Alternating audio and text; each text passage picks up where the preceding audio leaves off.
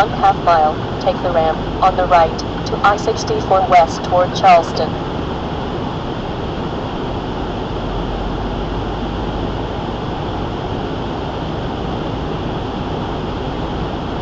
In 1/2 mile, take the ramp on the right to I-64 west, then take the first left.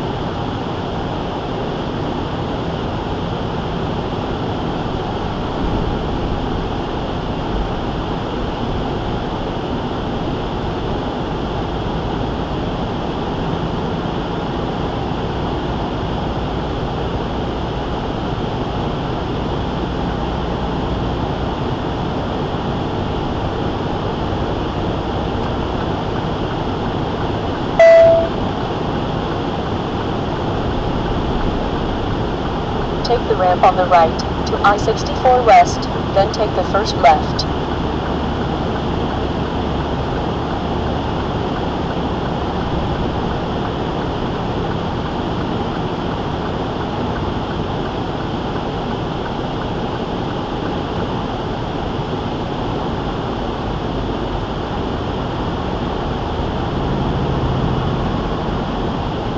Turn left at the stop sign.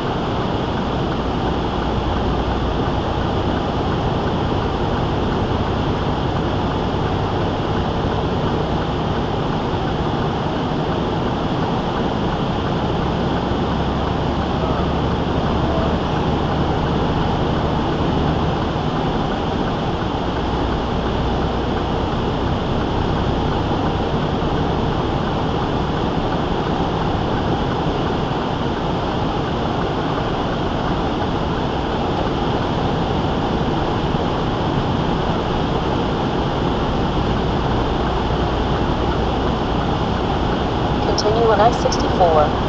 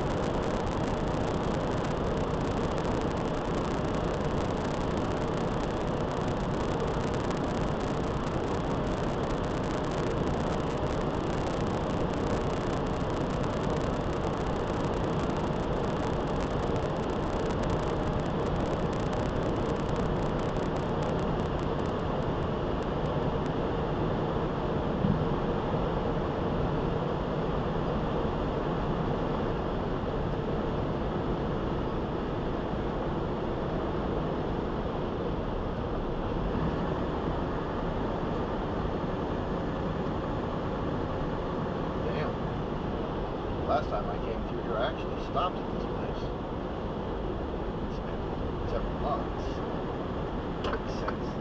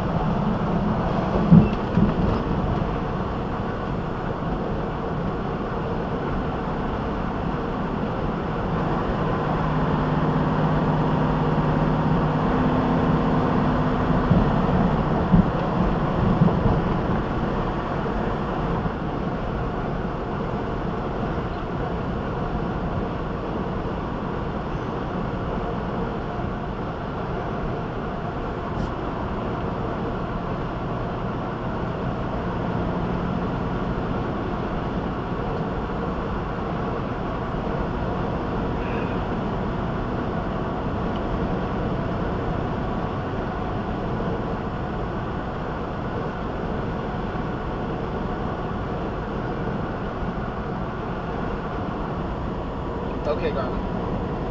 TA, Hurricane West Virginia. Okay, Garmin. Navigate to TA in Hurricane West Virginia.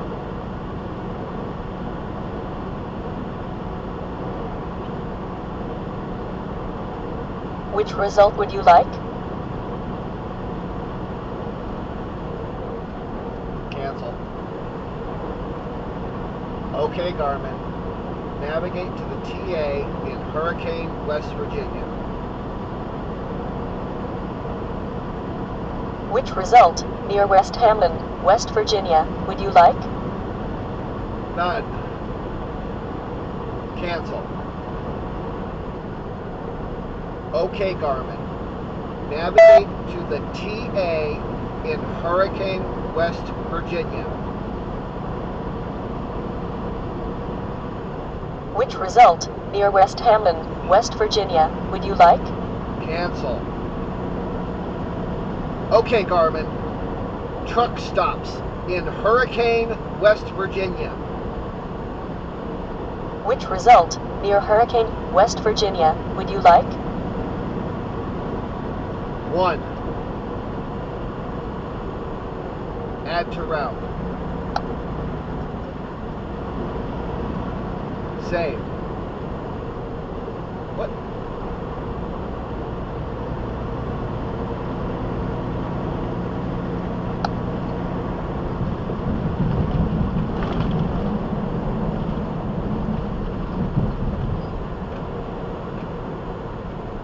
Continue on I-64.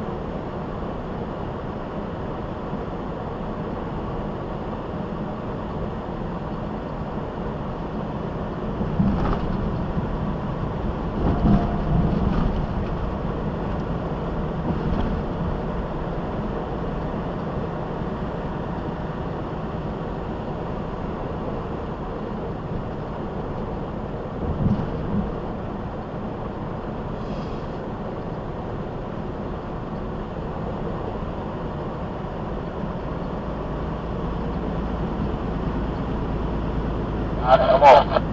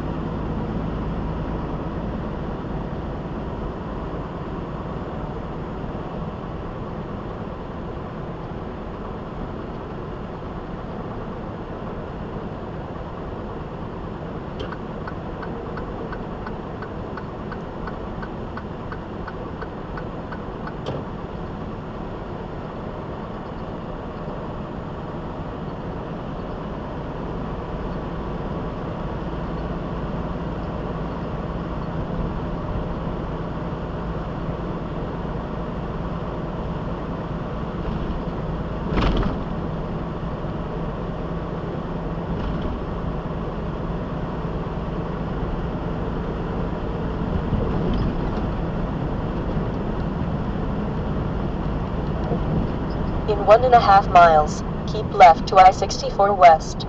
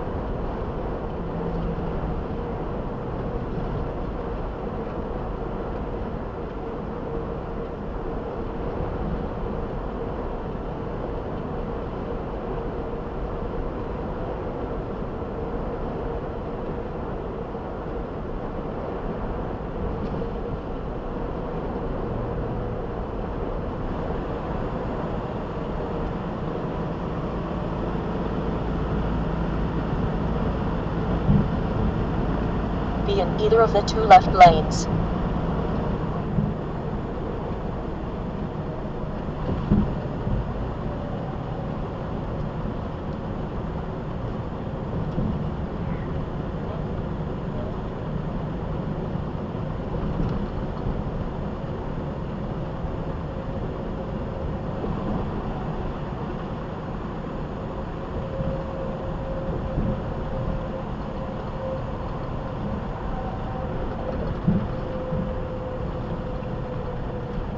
Continue on I-64.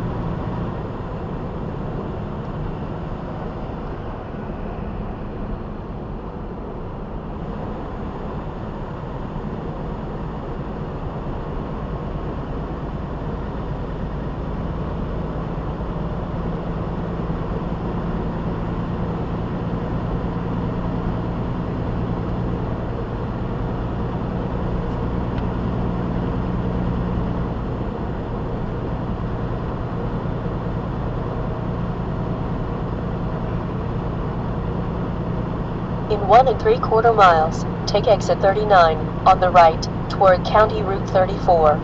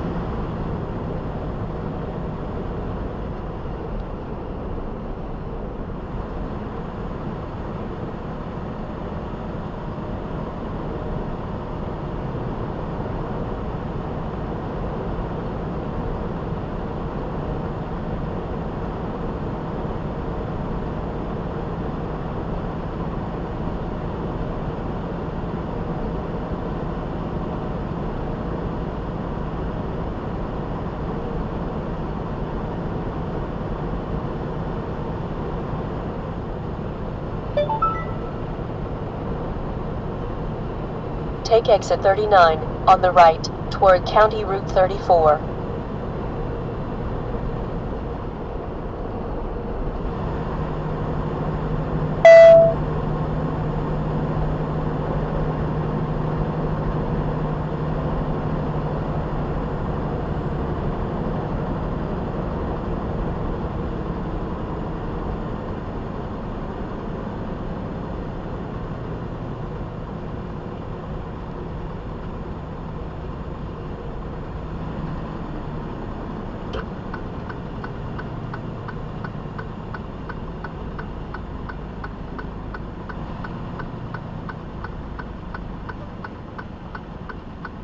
Turn left at the traffic light.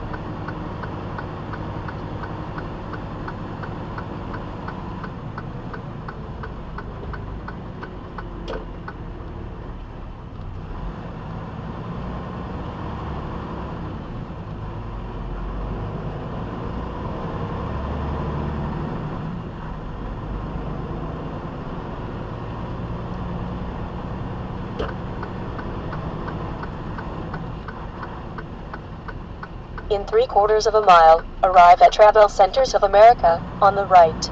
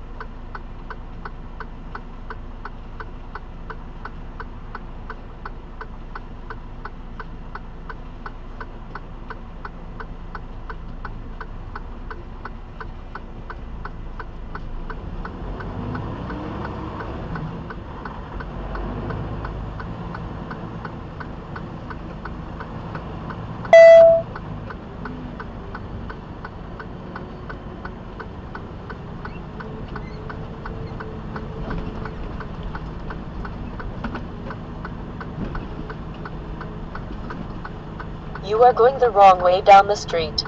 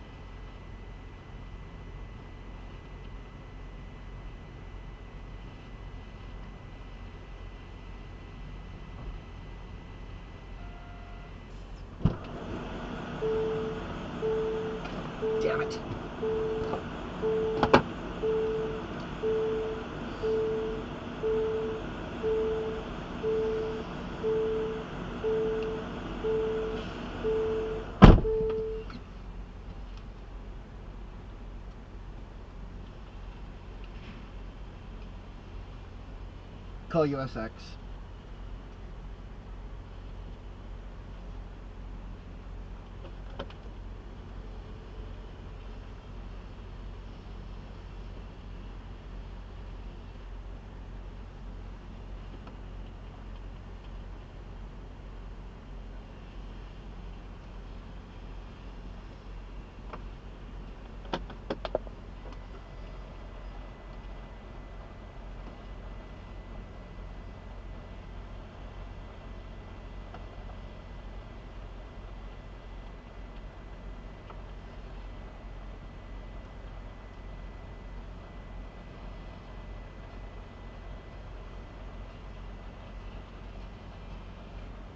Hey Logan, this is Michael Phelps, LP04003. I just need to update my hub. I'm trying to fuel at a TA and it's telling me my hub is invalid, so I just need to update my miles.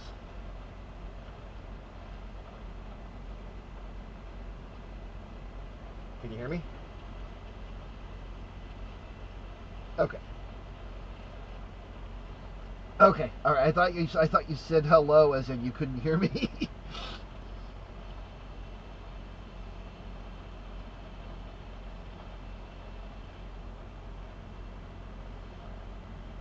543980.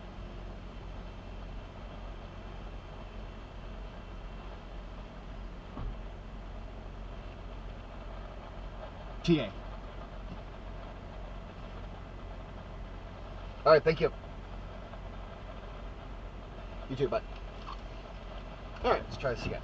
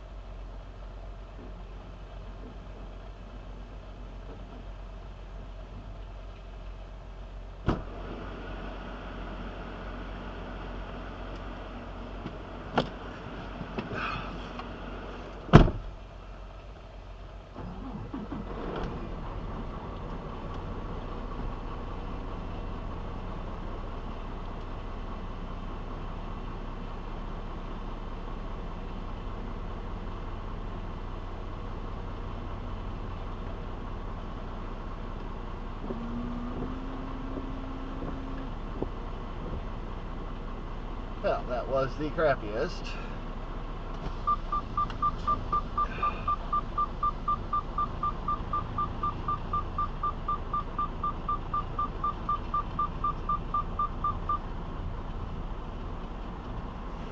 Window job. These windows need to be washed, so by washed I mean streak and bacon.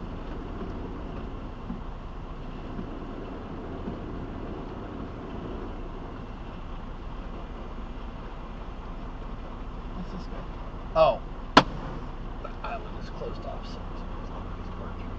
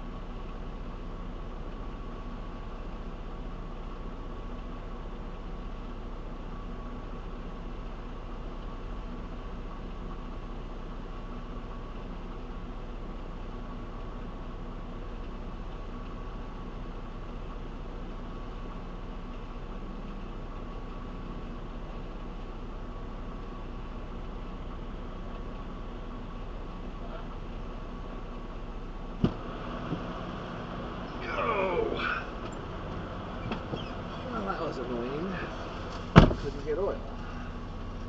Said that oil exceeds available inventory or something like that.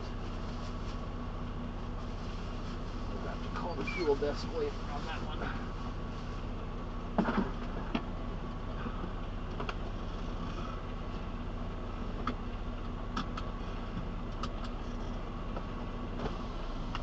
Alright, we're out of here. Got enough fuel to run the whole trip.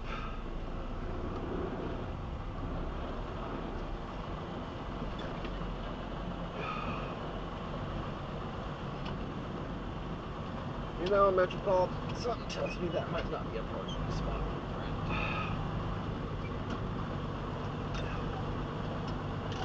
You are going the wrong way down the street. No, I'm not, Lucy.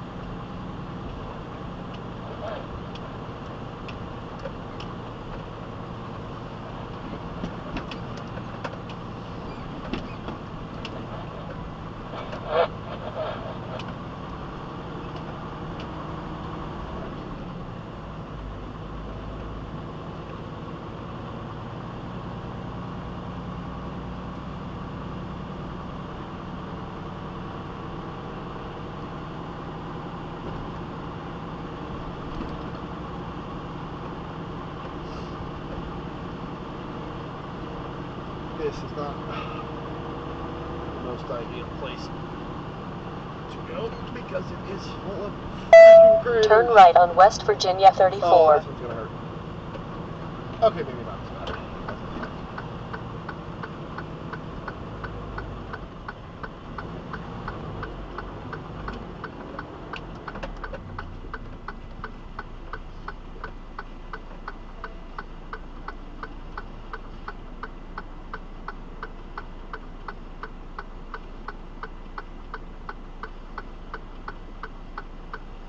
Well, my windows and mirrors look a little better.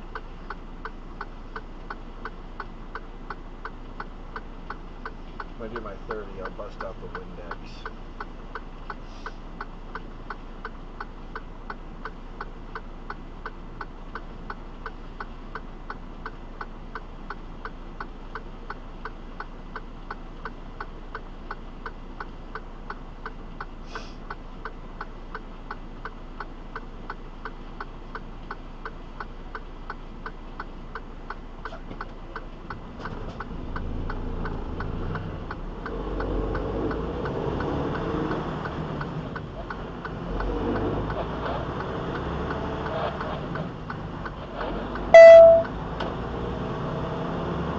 In 2 miles, turn left on US 35 North.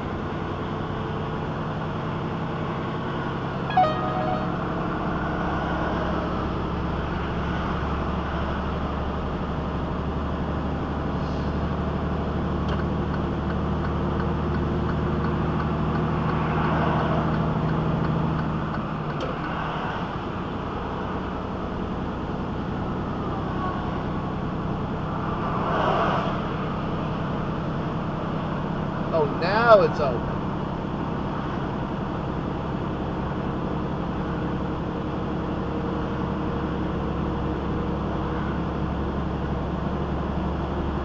In 4 miles, take exit 34 on the right to County Route 19.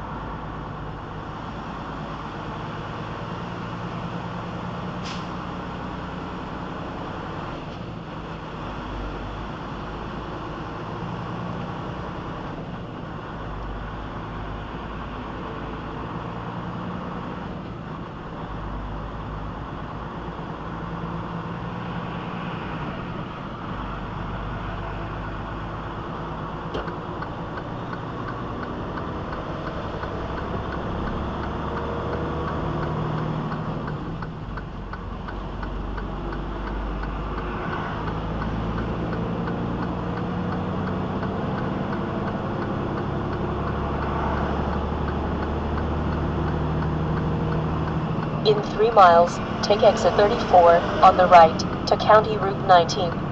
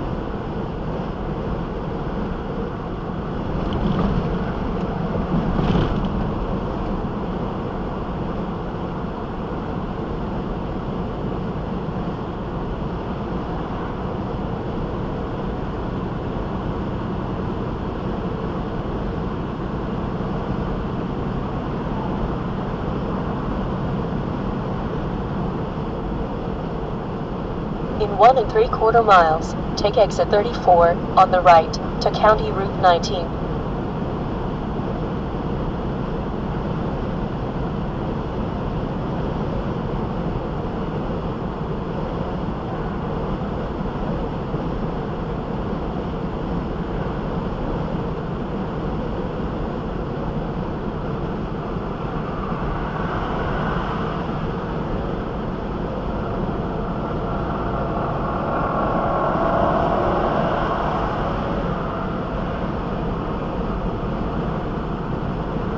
I think we're out of the worst of it, so I'm not gonna get too worked up.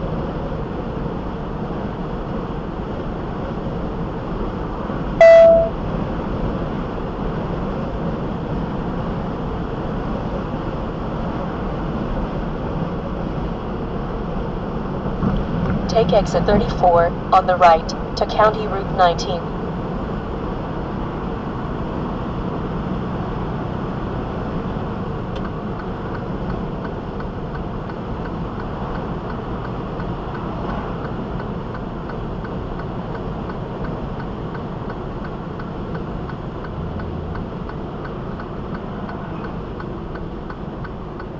In 1/4 mile, turn left on Hurricane Creek Road, then take the first left. It's going to put me back on the interstate, so I have to backtrack over to, okay. It's fine, it's fine, it's fine. Turn left at the traffic light, then take the first left.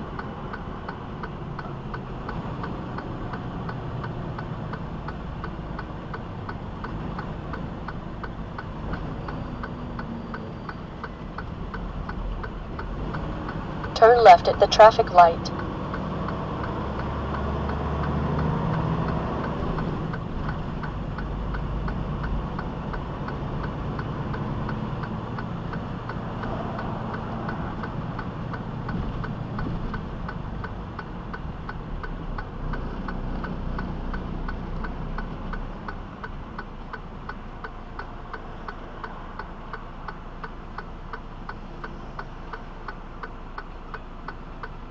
I got turned around backwards. I do need to get on that U.S. highway.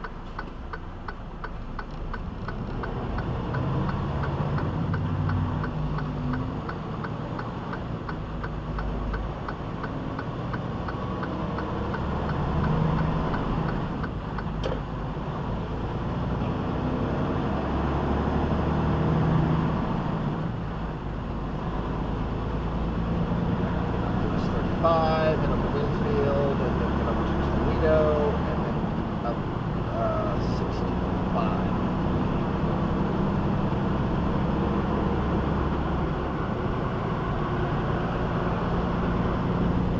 And from one scale to another.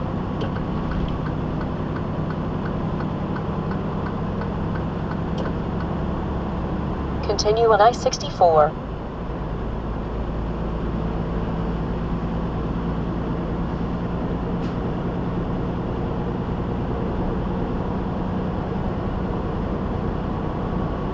Probably could have avoided money.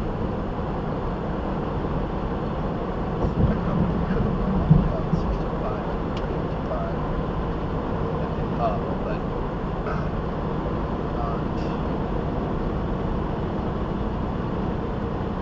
not ideal. It'll add way too much time to my travel, time to my route.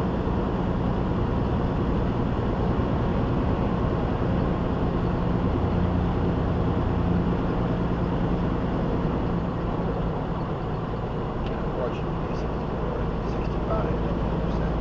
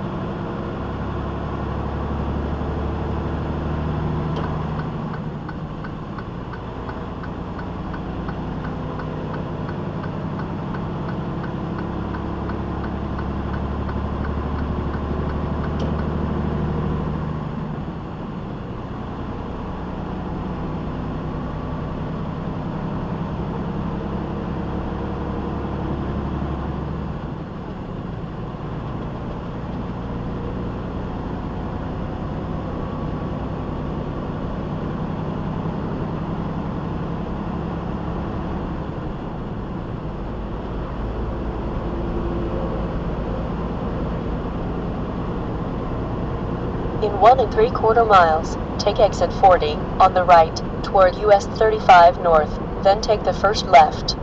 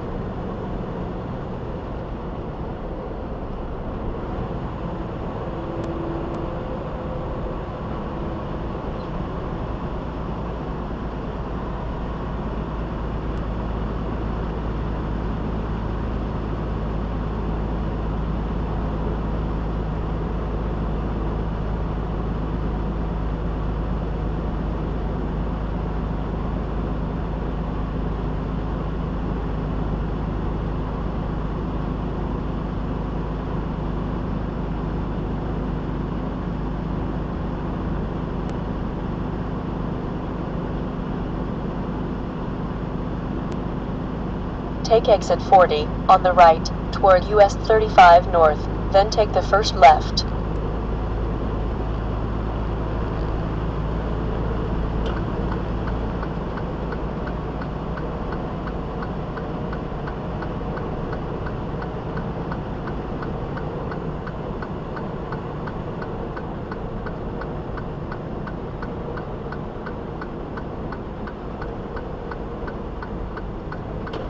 Turn left, then take the first left.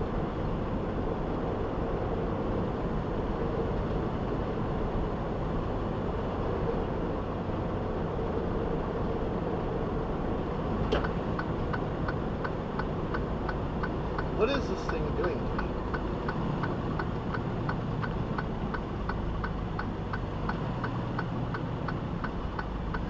Turn left at the traffic light.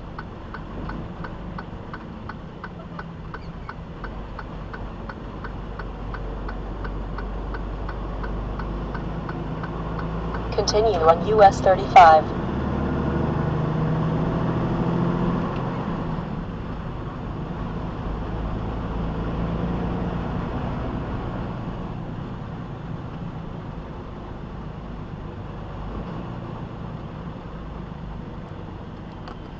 Alright, I think we're good now.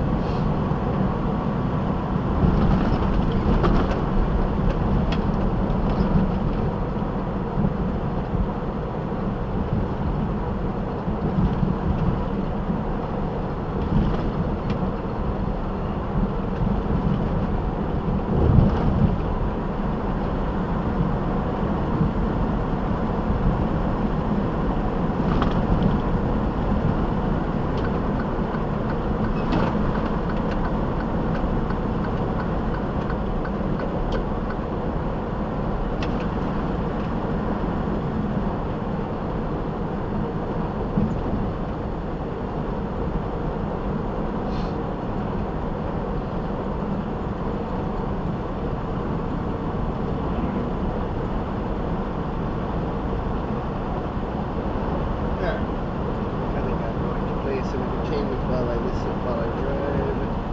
Fire up an audiobook.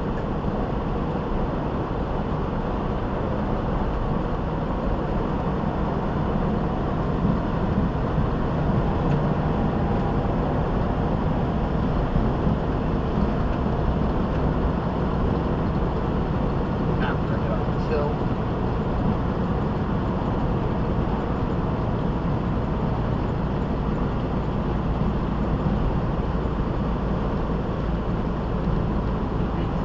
Vince believed in me. More importantly, I finally believed in myself. I was still being booked as a heel, but I was a big old renegade babyface. And it wasn't just in Brooklyn either. A few weeks later we were in Mississippi and the Becky chants were as loud as they had been in Brooklyn.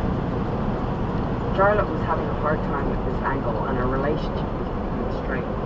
We had already agreed to start writing separately to keep kayfabe, yet preserve the storyline as authentic, alive. When we did see each other, things were tense, often leaving awkward silences in the locker room with half the other members of the roster be our behavior. Charlotte wasn't happy with things I had said in interviews. For example, calling out WWE's historical preferential treatment of bucks and blondes, thinking I was taking digs at her in real life, or social media posts I made. While I was trying to make the story as realistic as possible and go as far as it could, which admittedly was often too far. I never apologized for it or tried to squash the matter. I admittedly was rejoicing in my newfound success and thought she was being a baby. In hindsight, I could have been more sensitive and more forthcoming. In retaliation, however, I took her offense as a personal attack, thinking that she wasn't happy with my success and instead felt it was at the expense of her own. Business and friendship is a tough thing. All of this, I'm sure, could have been resolved in a conversation, but now we were in the midst of a power struggle. Neither of us was willing to yield to the role. We both wanted to be in the fair. So much for let wrestling come between us. Even as our friendship sadly started to deteriorate, fake life causing real life animosity, it could never be better. I was having a blast. Every arena was filled with "We Want Becky" chants. The creative team wrote me as though I was unstoppable. Having been on the opposite end of the spectrum, a babyface who was constantly getting her ass kicked and not following up on promises, I never wanted to go back. But also, I was being a badass at the expense of some poor good guy schluck. I would justify that, well, when I was in my shitty position, no one was trying to look out for me. And that was enough for me to sleep at night with a big happy head on me. It was all building to a title match at Hell in a Cell, where it became evident that I was ready to be that champion. There was no more "I just want everyone to see me." I was it. Since losing my title after my very unfortunate run in 2016, I watched people who held it carrying their confidence and self-assurance. They didn't care about everyone else or how it affected the whole locker room. Or if they did, they didn't show it as they went about making the most of each other, which they absolutely should have. You worry about you and let everyone else figure their own stuff out. Episode 14. I am the man. I was going to be facing Charlotte at the SmackDown Women's Championship at the Hell in a Cell. The audience was already invested in this domestic spat between two former best friends, and I pushed it as far as I could to make sure it felt real, wanting every match to have that big fight feel about it. I was hitting all platforms with intent, and that intent was to get there. Promos, social media, interviews, everything matched. As I was living the gimmick, I replenished the character outside the confines of our TV show. I often pushed the line, seeing how much I could get away with, and oftentimes taking terrible advice, especially as it pertained to social media and mean-spirited tweets. I do regret a lot of what I put out there during that time. I know controversy creates cash, but it also creates resentment and feelings of itself loaded. Proceed with your mean tweets with caution. Charlotte and I put our title matches together rather sloppily, the underlying and somewhat untalked about tension between us like the element in the room. I knew I was going to win in the end, so how we got there didn't bother me. Even though this was a new character, and I would have to adopt a new style to fit, I wasn't worried about how to make myself look strong or outdo her. In fact, I always think it's beneficial to try to make your opponent look as good and strong as possible. That way, if you win, you've overcome an obstacle. And if you lose, well, thank God did you have a healthy one. Taking Colby's advice from a year earlier, I found different ways to get my shit in. On this night, September 16, 2018, over 2 years since winning my first and only title in WWE, I would be winning my second. Only now, I was in a much better position than before. I won by catching Charlotte quickly by counting the spear and turning it into a pin. 1, 2, 3. Creative suggested that she tried to shake my hand afterward, and I, cocky as ever, refused and taunted her by rubbing the title in her face. That'll get the people booing, they thought. It did not. If anything, it made them cheer more. They liked that I didn't care about anyone's approval. In real life, I was really like that. I imagine a lot of other people did too. That's why it worked. This story was outlined to go until the end of October, culminating in a last woman standing match, the first ever all-women's pay-per-view Evolution, set to take place on Long Island, giving Charlotte and me 3 pay-per-views to work together: Hell in a Cell, Super Showdown in Australia, and the blow-up match at Evolution. There was enough story to give the audience something they could sink their teeth into, and likely not too much that they would be sick of. And maybe, just maybe, we could emerge from all of this and be friends again. We already had great chemistry, but it was getting better with every match we had. As friends, we beat each other hard, but as enemies, we beat the shit out of each other. And when I say Charlotte is strong, she is freakishly strong. With one strike in Melbourne, Australia, in front of 50,000 people, she hit me so hard that it severed a nerve on the left side of my mouth that took almost 5 years to recover. Actually, I just looked in the mirror. I'm not sure it fully recovered. I hoped that the giant swollen lump that was protruding from my lower lip was going unnoticed until Daniel Bryan, while mid-conversation after the show, blurted out, "Was that always there?" while crouching down and squinting to get a close look at my slightly deformed face. No, I was hoping no one would notice. I got hit in the mouth. Yeah, I can see that, and no, it's definitely noticeable. Thanks, Brian. Fuck. Good thing my character didn't care how she looked or what anyone else thought of her. Rebecca Quinn did, though, so it took me a long time to watch myself talking to her. With all the steam I'd been gathering since SummerSlam, the company was doing everything they could to capitalize on the momentum. They were even bringing back wrestling legends for me to work with. They scheduled a promo for me to go up against Edge, someone who had been vocal about his support of me on my rise to this point. His career had ended abruptly some years earlier as the result of a neck injury, so seeing him back in the WWE ring was a coveted event. And for me, a fan who admired him greatly since I was an axe-mortal teen, it reeked of awesomeness. Edge, beloved as he was tasked with getting the audience to boo him. Surely, with me opposite a legend like him, they would decide to hate me. "What do you think about this?" he began as he sat down beside me at a table catering awkward suggestions on You how couldn't to be promo the patient show. more than 2 I'd never minutes. worked side by side with someone of his stature and experience, and was Now willing you to gotta do slow me whatever down he here, wanted. and I'm just gonna end up But he was passing. treating me like an equal, and as if my opinions mattered, made me feel as if I had arrived. What if I warn you about the path you're going down? Say that you're not going to like yourself, and you don't. Continue enthusiastic. What would you say back? I was nervous to pipe up and respond.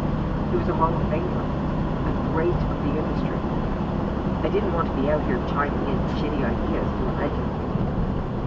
Maybe I leaned into it. I don't like myself, I love myself, I offered. "Yeah, that's great," he responded. Then would it be too much if I said, get out of my ring, don't hurt your neck stepping through those ropes? I asked, not wanting to offend someone who would come back to work with me specifically, despite the fact that I'd been offending my own former best friend once in our storyline. Not at all, that's perfect, Edge reported.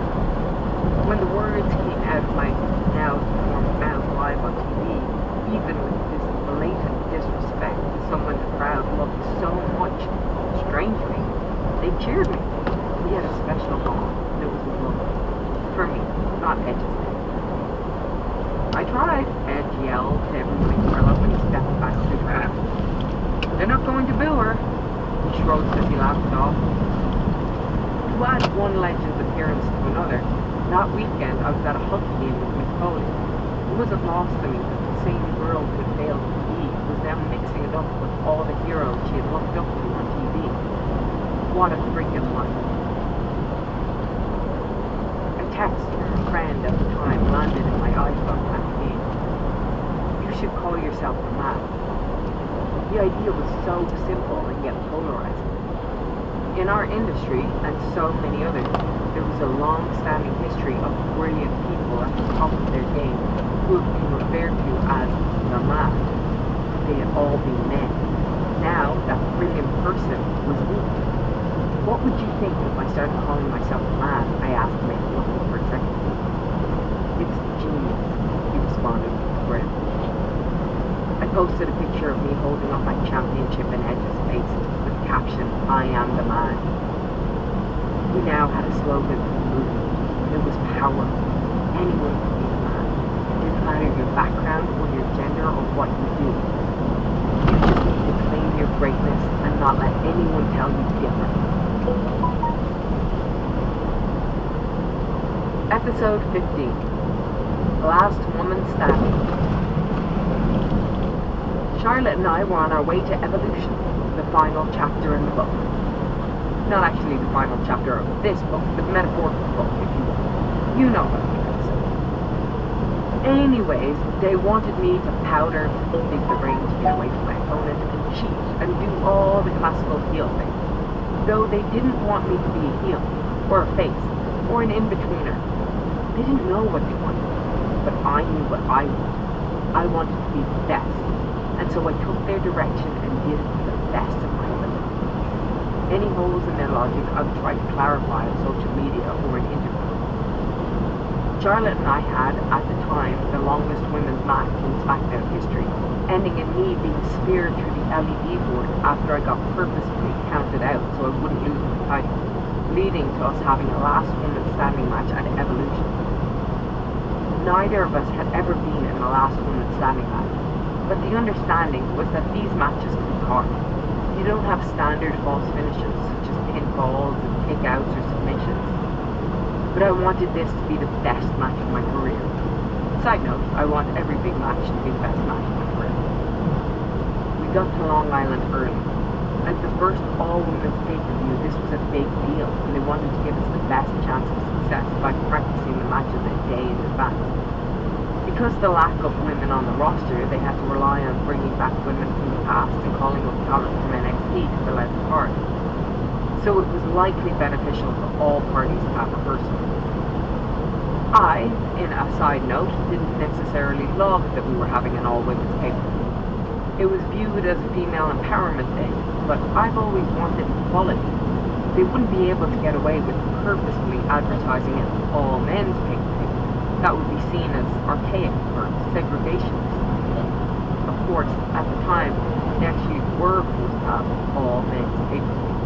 We just started to run shows in Saudi Arabia and women were not yet allowed to wrestle over there. But in a way, to me, it felt counterproductive that we should grovel over being allowed to have our own pay-per-view. For me, it's much more impactful for us to outnumber men's matches on a standard pay-per-view, because there are that many good female-driven storylines, or to main event the pay-per-views, because we're that good and the audience cares so much that nothing can follow us. I didn't want special treatment, I wanted equal treatment, equal opportunity. Although when I did an interview with TMZ, they asked me, do you think people would tune in and watch, because don't they usually like storylines? As if women were still relegated to having pillow fights in their underwear. I knew we had to make this pay-per-view extra special. Mine and Charlotte's story was easily the best one on TV, and the mentality that was stuck back in the 50s of us merely being there as a special attraction really ground my gears. To be fair, I say the 50s, but I was looking at a poster from 2014 the other day that said, "Come see Seth Rollins, Big E, Jack Swagger, The Miz, The Big Show, and the WWE Divas." And it sickened me. There was that special attraction shit, that lump us all into one category shit, that don't even call us by our names because you don't think we can draw shit, that tits and ass shit. And that was only a year before it got called up to the main roster. I want to be viewed for the work I do. I want gender out of the picture. And not because I don't like being a woman, but because it shouldn't matter if I am one. Where was I? Oh yes, it's Historic All Women's Day. We got to the building that day with a lot of ideas, but nervous about how to deliver to match people's expectations. We started talking about table spots and chair spots, guardrails and ladders and kendo sticks. The ring was still being put up, so we pulled the guy who handles all the props aside, giving him the laundry list of what we needed for the match and where we'd like it to be placed.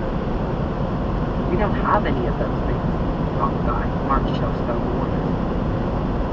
What? I responded in disbelief. No one told us we needed them, Showstone said. It's a last woman standing match, Charlotte added. This is the biggest match on the card. How did no one know to get weapons for? I chimed back in, a bit egotistical here, but hey, it's true. I have no idea, but what exactly he offered help. Chairs, Charlotte started. We have 5, I think, Showstone volunteered. We need about 30, I insisted. Shit, said Showstone. We need the wall set up so she can spear me through it, I went on. There's no wall, it's just guardrails. Fuck, Charlotte scowled. That's what was it. Ladders, I asked. We don't have any, Showstone said, letting us down. Tables, Charlotte quipped. Nope. Kendo sticks, I joined in. We have some of them, Showstone confirmed, relieved. So there was that. Luckily, we were only an hour away from WWE's warehouse, and because we had gotten to the building uncharacteristically early, it gave them ample time to get the hell out and get what we needed. I was insulted. Even with the hoopla of this historic event, the attention to detail on their biggest story flew under the radar. Charlotte and I, who were very civil, got to work around the provisions we had now. There were several gaps we were figuring out until almost bell time, but we were sure we had a banger on our hands. We were the second to last match of the card. The main event was going to Ronda Rousey and Nikki Bella. In my mind, that was both misguided and brilliant. Not that Nikki and Ronda wouldn't be able to put on a great match. There was no way that they could compete with the level of match we would have. We had a story that was years and years in the making. Plus, we had weapons, which always but not getting the weapons seemed like we were being screwed by the company again. And the fans wouldn't be too happy with that. Although it did. It ended up being one of my favorite matches I've ever had. Maybe since I got to WWE, that I felt completely present in the ring. I was receptive to the amazing Long Island crowd, not thinking about the next spot or where my opponent should be. I often keep an eye on less experienced talent to make sure they're in the right position. Charlotte is so good that I didn't need to, as I trust her to me. We both talked to each other the whole way through the match to ensure everyone was on the same page. I was also only getting used to being in a position on the card where I was trusted to have but as Charlotte and I can always be trusted to do, we beat the hell out of each other. I jumped off the top of the ladder, leg dropping her through a table and landing on her actually shit herself there is a strong testament to her abdominal muscles. I piled every piece of apparatus I could find on shards of broken tables, chairs, an ounce of paper chair, anything that wasn't glued down, and sat back in the light as I waited for the 10 count. 9, and like a zombie, she resurrected herself from the rubble. Only she just got to her knees and let out a T-Rex-esque roar. What? I thought. Was the ref going to eliminate her? Technically, she was meant to get to her feet, but I don't think she was entirely clear on the exact rules of the stipulation. Charlotte is a very intuitive wrestler, and so this felt like the most natural thing for her. But technically, she wasn't standing, so technically, it should have been over. The ref let it slide. She came at me with kendo sticks, like swords in her hands, and beat me mercilessly. As an aside, these kendo sticks don't look like much sometimes, but they hurt like hell. Unless you're me, who has my body mostly covered up, so I'll take a beating with them all day long. On bare skin, however, excruciating. We got to the crescendo. She had me left for dead on a table on the outside and went up to the top turnbuckle as if to moonsault onto me. What a mistake. With my last bit of energy, I climbed up and powerbombed her through the tables down below. 8, 9, 10. I'd retained my title and I had at last. We came back to standing ovations and hugged and thanked each other, the spark of a friendship that might be able to recover, especially if this truly was to be the end of the storyline. I could go on to harass someone new. After the last match, there was a curtain call where all the wrestlers went out to the stage to celebrate the success of the night. I tried to avoid it. I thought it would compromise the integrity of the match Charlotte and I had, to see us out there side by side, or even standing after the brutality we had put each other through. Alas, I pushed through the curtain while battling in my head whether or not going out might be an insult to the girls who worked so hard. I also believed that all of us going out was somewhat condescending. They wouldn't throw out the guys' storylines like this and pull back the curtain, so I'd do it to us. Regardless, there I stood, not smiling like the baby face of yesteryear, just trying my best to keep my character intact in the midst of my own personal turmoil about the matter. Episode 16, Bloodbath. The Survivor Series pay-per-view was around the corner, and it was champion versus champion.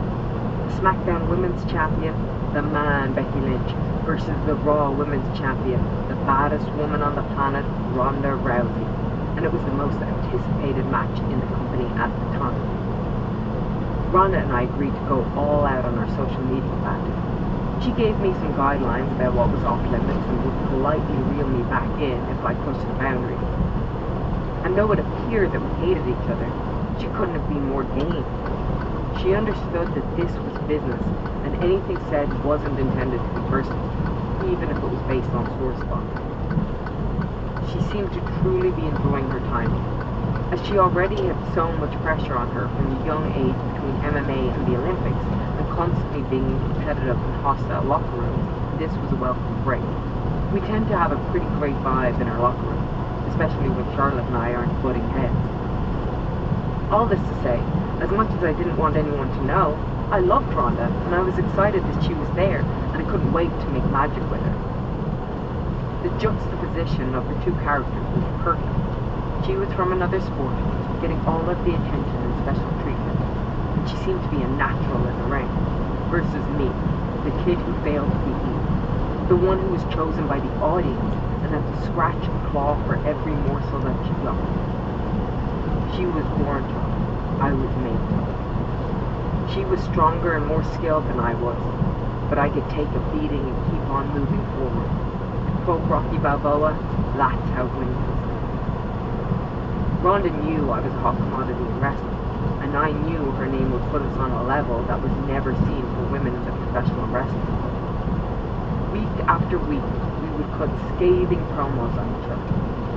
When she talked, the crowd would chant my name, even though she was supposed to be the babyface. I was clearly still the underdog, and it was unlikely the office would have her lose.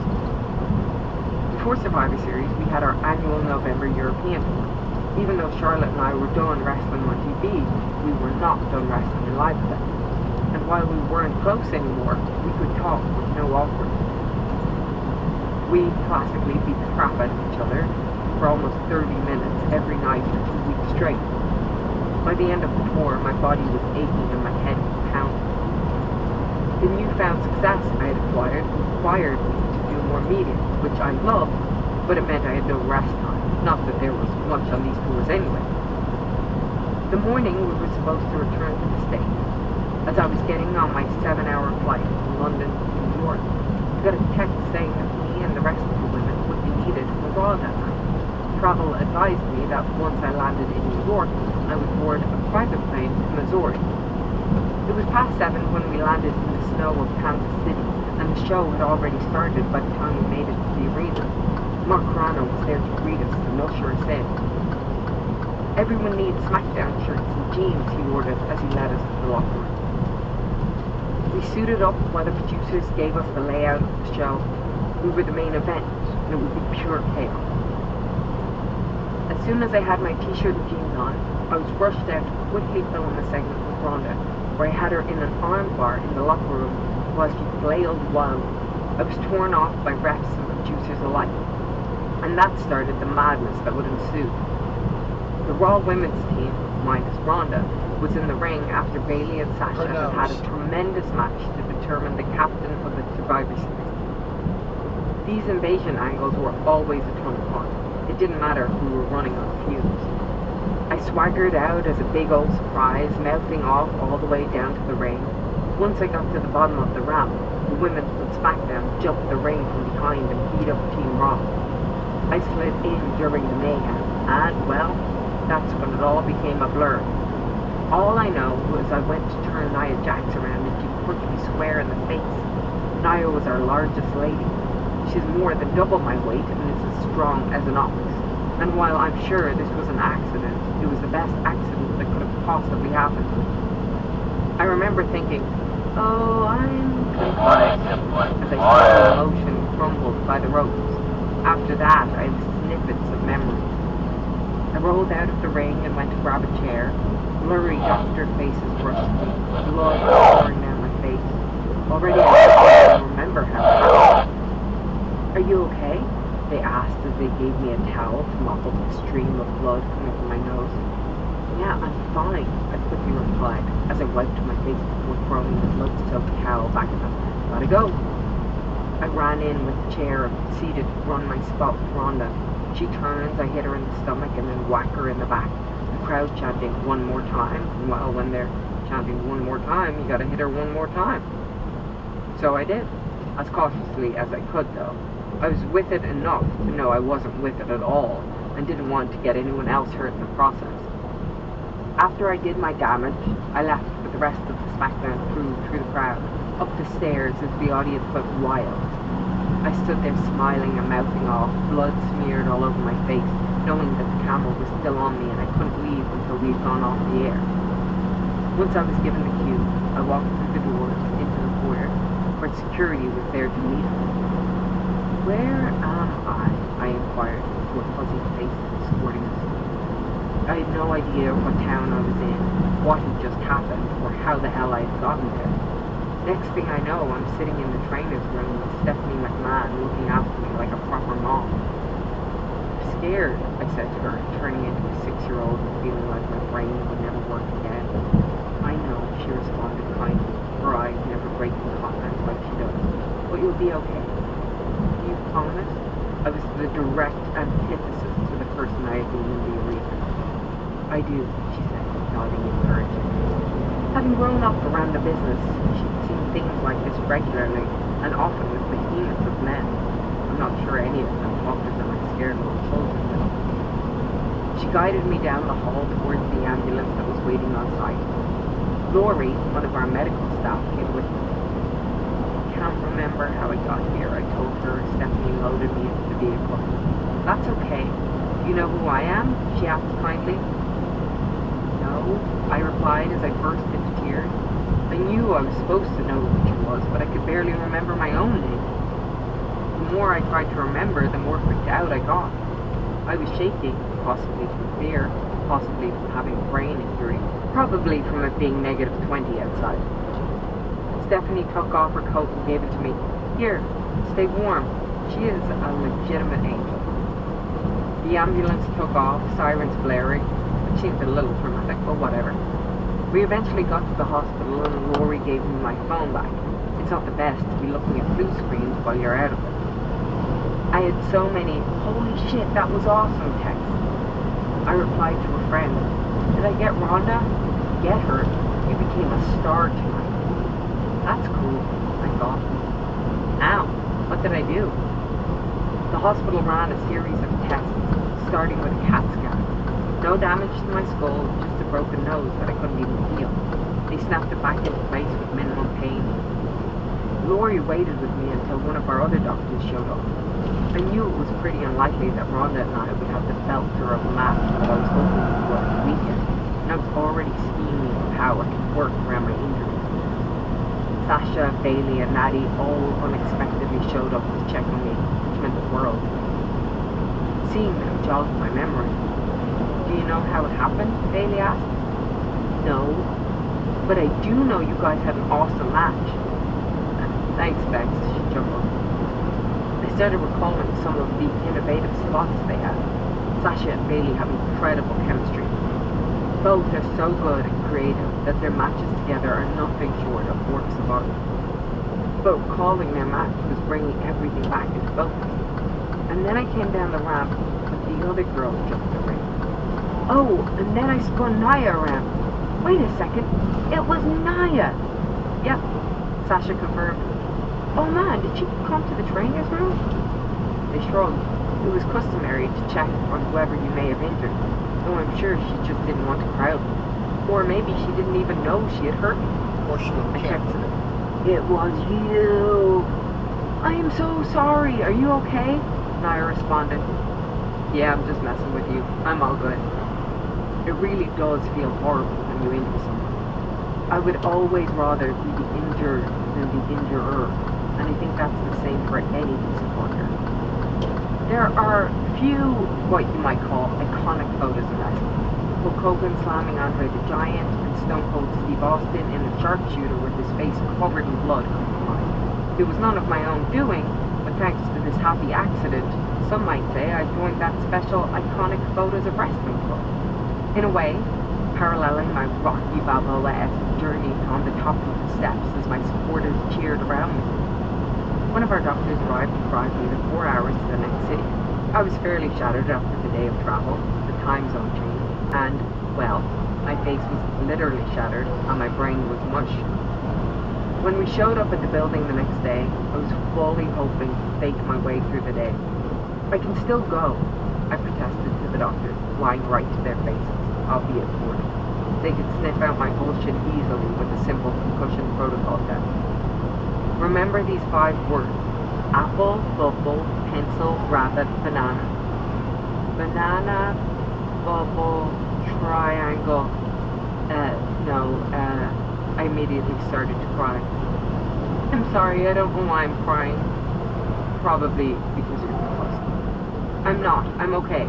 I might be tired, I pleaded. You're not, but that's okay, the doctor reasoned. Can I still wrestle? No, not until you heal your head. How long will that take? A few weeks. Now I was crying harder. Can I not just work around it? No, it's too dangerous. Your brain isn't working properly. So this is how you get another injury. Like you step wrong, and then you've got a torn ACL and you're out for even longer. The most anticipated match of the Survivor Series card, and one of the biggest matches in my career, was now out the window, and I was devastated. I was reassured from top to bottom that I would be okay, and that this was better for me in the long run.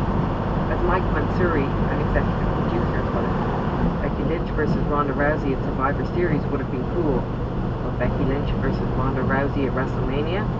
That's a main event. If I weren't so messed up, I would have been excited.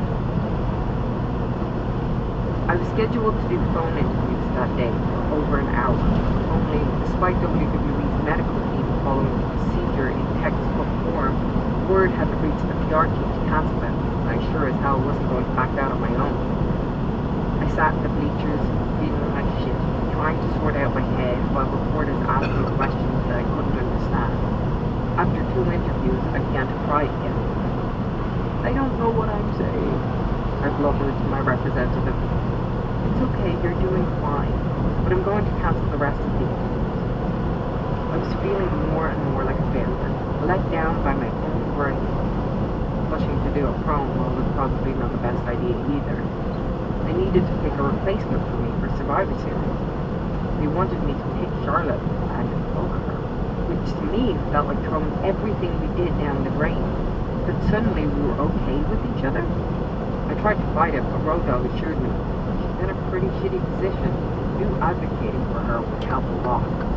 Referring to Charlotte and Ronda happening on less than a week's build after having been pegged for a WrestleMania match. I couldn't argue when my mind wasn't in the right place. I had too many thoughts and too much confusion. It felt weird to go out there and book Charlotte. Everyone had bought into our story. I didn't want to give them any indication it wasn't real. And the story was far from over. Episode 17. Heavyweight. I was going to be facing Ronda at WrestleMania. It would likely be a triple threat, including Charlotte, because Ronda would be leaving WWE after Mania. They felt that it would be better to have 2 main eventers after she left instead of just one. That, or they had already promised Charlotte that she'd main event and wanted to follow through with it. Likely the latter. The singles match would have been a better call from a storyline perspective. It was the match most fans wanted to see. But anyway you slice it, it was going to be the first time women main evented Mania. I was going to be in it. Better yet, I was most likely the person who was going to win it. A year ago, I was in the pre-show Battle Royal, thrown out unceremoniously by someone who wasn't even on the main roster. It was just a matter of how the hell did we get there. We were on 2 different shows, and I still had the title. One idea was that I carried the title until Mania, but also win the Royal Rumble and choose her. You can't give a babyface too much these days. The fans see the machine getting behind you and they resent it. They tend to favor the underdog, the rebel with a cause, the one who rages against the machine. That's what I had to do. It took a few more weeks for me to be cleared to get back in the ring. My nose hadn't fully healed and I wasn't passing the standardized concussion test. We were a long way from WrestleMania, so we couldn't keep the rivalry between me and Ronda going until then, especially with us on different shows. So creative pivoted to me losing the title to Asuka in a triple threat. Again, Charlotte was involved. In the first women's tables, ladders, and chairs match at its namesake's pay-per-view. While my brain was healing, so was my heart. My friendship with Colby had been growing since October. He was unhappy in his relationship and had been for quite some time, and I had been unceremoniously ghosted by my latest fling. Colby and I had always had a connection, but now we were spending more time together due to booking circumstances, and were bonding over our respective love life woes. His tended to be, maybe monogamy isn't for me, while I loved the idea of one person, but I don't seem to be matching with the right people. We talked openly and honestly about our thoughts and feelings with no judgment on either side. It was refreshing. He was flying into LA after a tour in South America and had the day off. Do you have a spare room? He asked. No, but I have a couch if you need somewhere to stay, I responded, being aware that as one of WWE's biggest stars, he could afford a hotel room. That sounds good. I was nervous about him staying. There was clearly something there, and if not handled with care, things could get messy. I picked him up from the airport, and as we rode over to the gym for a quick workout, somehow the movie Heavyweights came up in conversation. I've never seen it, I admitted. You've never seen it? He gawped. We have to watch it. I don't have a TV, or rather, my TV doesn't work. You don't have a goddamn working TV? He scoffed. I never watch it. I live in LA, man. Too much to do. You can try and get it working if you like. Right, that's what we'll do tonight, he said, taking charge. As we got back to my 1-bedroom Marina Del Rey apartment, and he went to work repairing my broken television to no avail, He confided that he and his girlfriend had taken a break. I tried to counsel him through it, even though, after my shitty engagement and being recently ghosted, I was hardly feeling optimistic.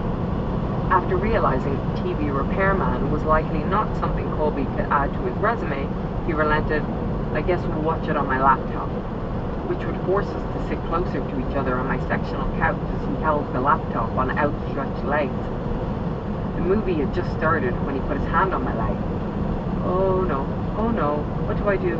I'm not ready for this. Ah! I thought on repeat for almost the duration of the 1.5-hour movie.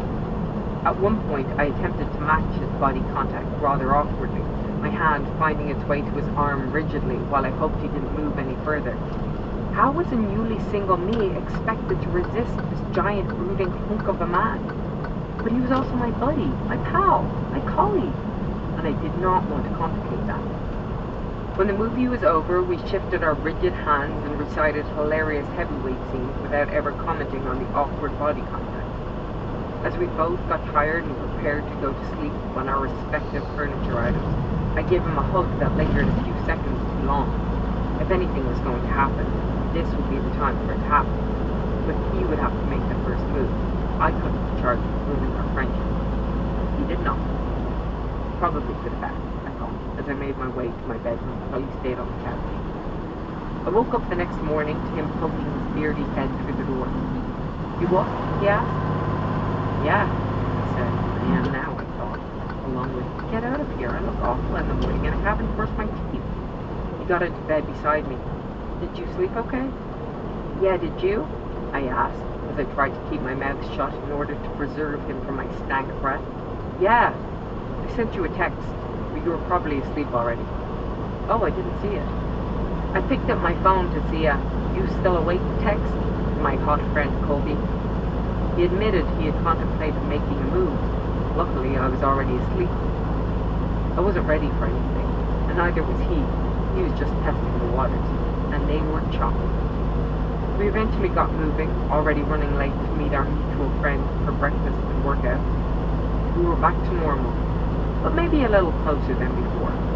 And I was hopeful that if a guy is smart, cool, and confident, not to mention handsome, as Colby was interested in me, maybe I'd find someone right for me outside of my work/friend group.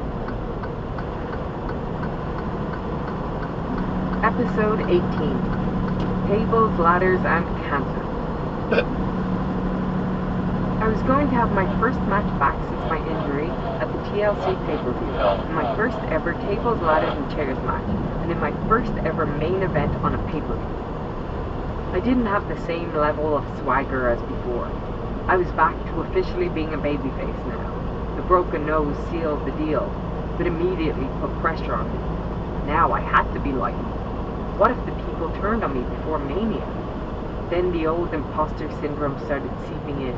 You know, the one that tells you you're not good enough, that someone else is better, that you're a fraud and everyone is going to find out the next time you do anything. TLC took place in San Jose, where years earlier I had attended my first WrestleMania, hoping to one day be the main event. And while it wasn't WrestleMania, tonight we were the main event.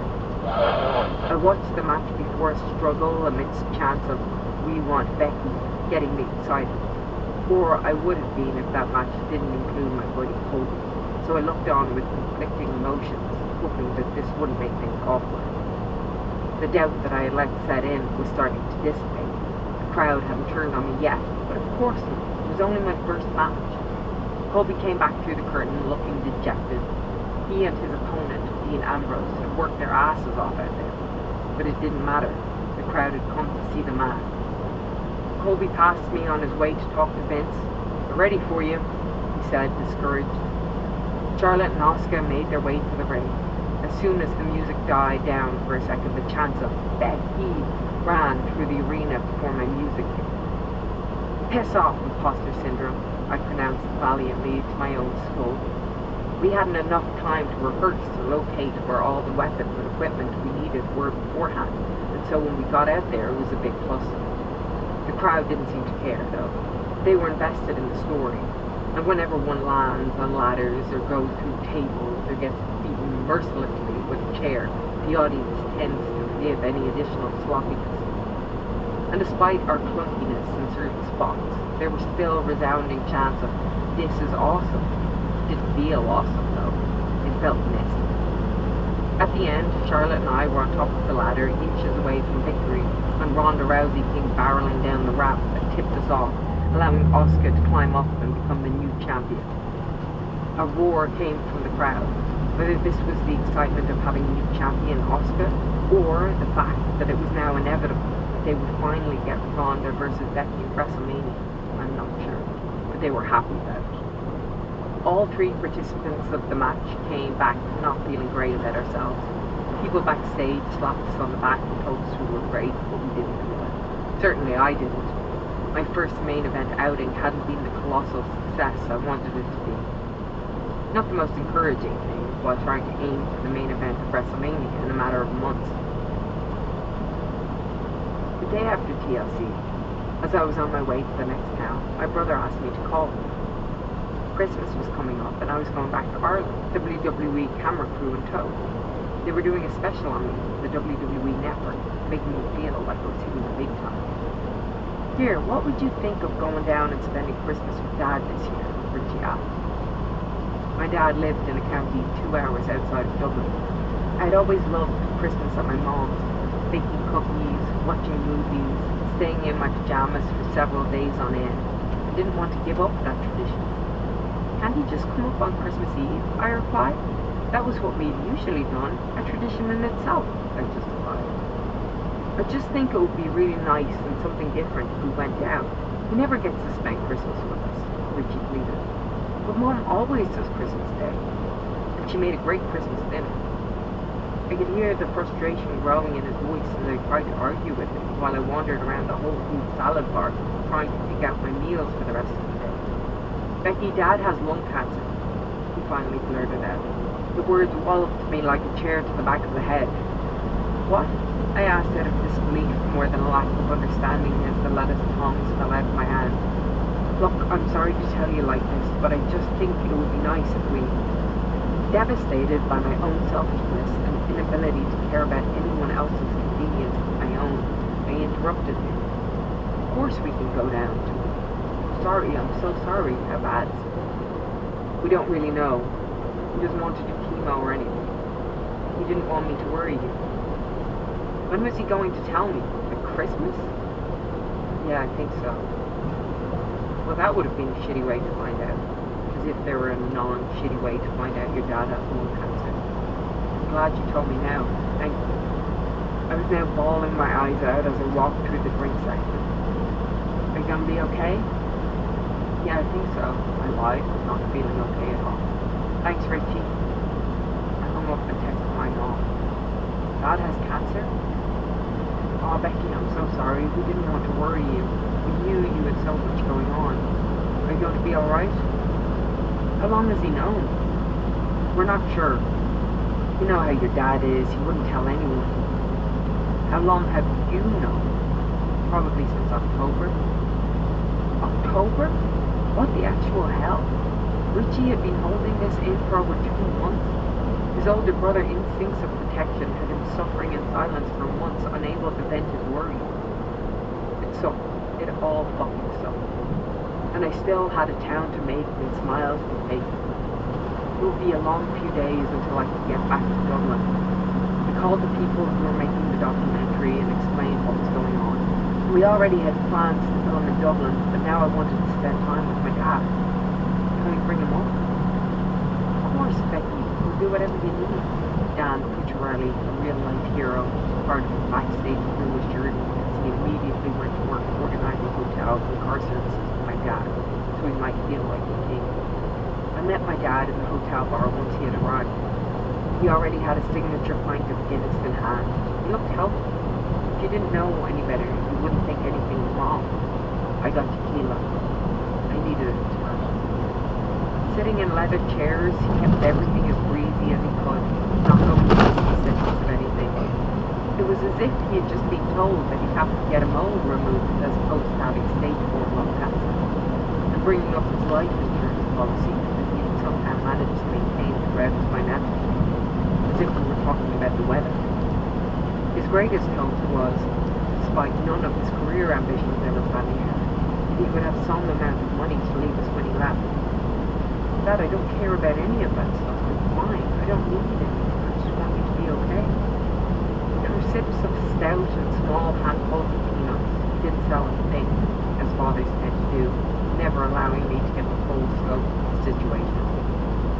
As a break from conversations of all things cancer, I brought up some happier news.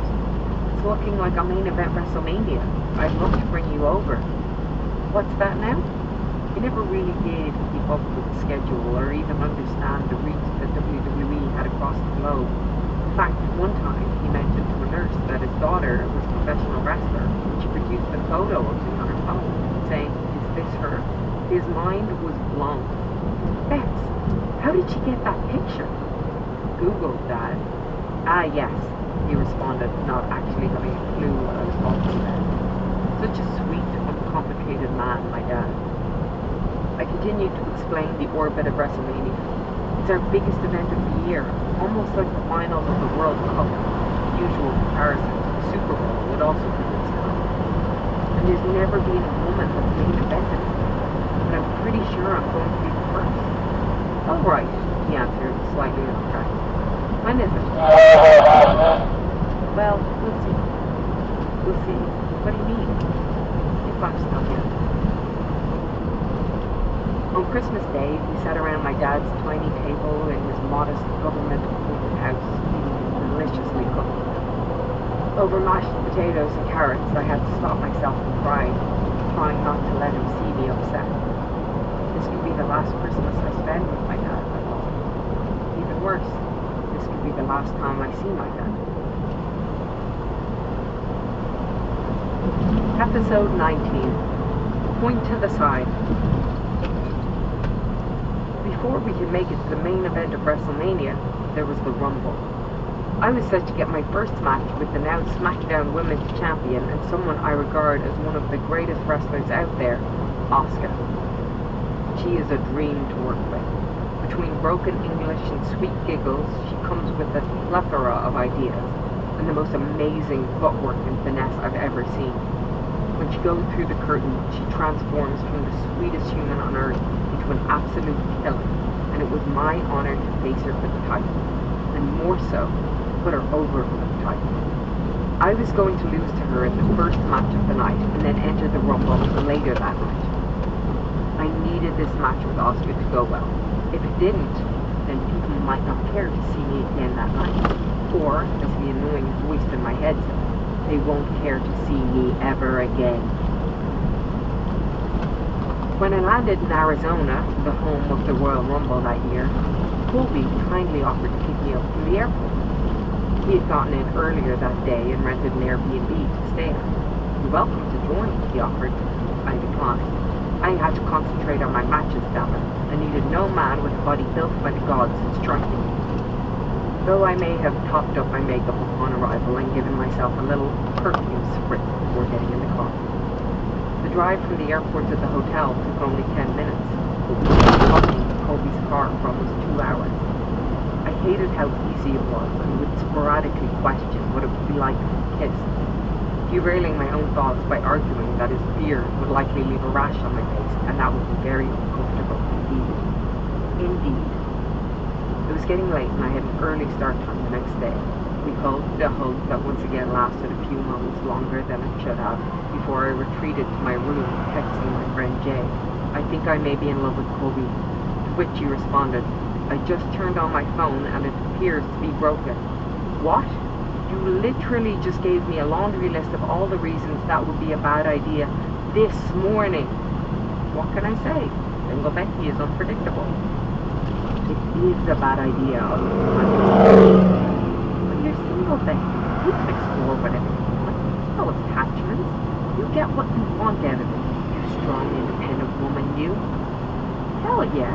I wasn't getting feelings. I was starting a goddamn movement. I was a regular Gloria Steinem, thank you very much. The following day, which was the night before Rumble, Colby invited me out to dinner, but I didn't finish my appearances until midnight, so he tried to entice me to his Airbnb with a selfie. Truth be told, I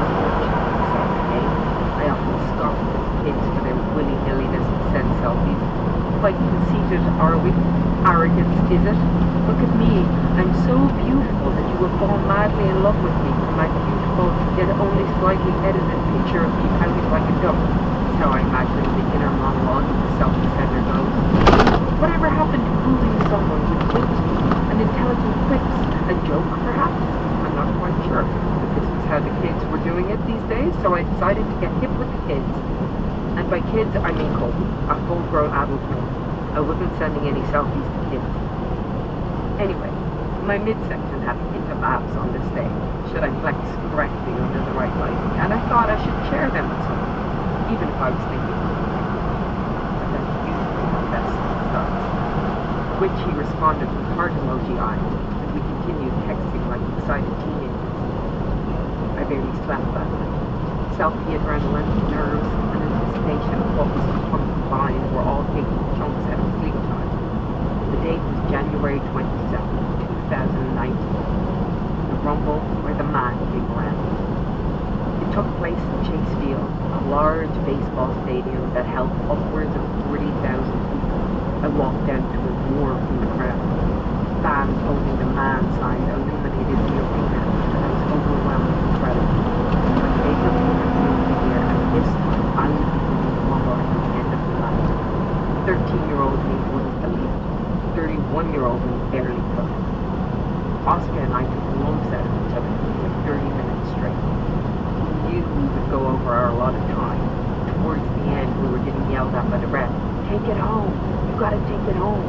Meaning we had to cut out a bunch of false finishes and go straight to the end. There were still a lot more matches to come, including 2-hour-long Royal Rumble. She hooked me in a finisher, bridged over to a chorus of boos. The man couldn't do it. I tapped out. There's a weird thing about tapping out, that it can be argued for weakness, and especially with a strong character like the man. But I also didn't want to be that guy, the one who makes a fuss about tapping out or losing. At the end of the day, I was going to go on to win the night and potentially main event WrestleMania. The least I could do would be to make Oscar look strong on my way there.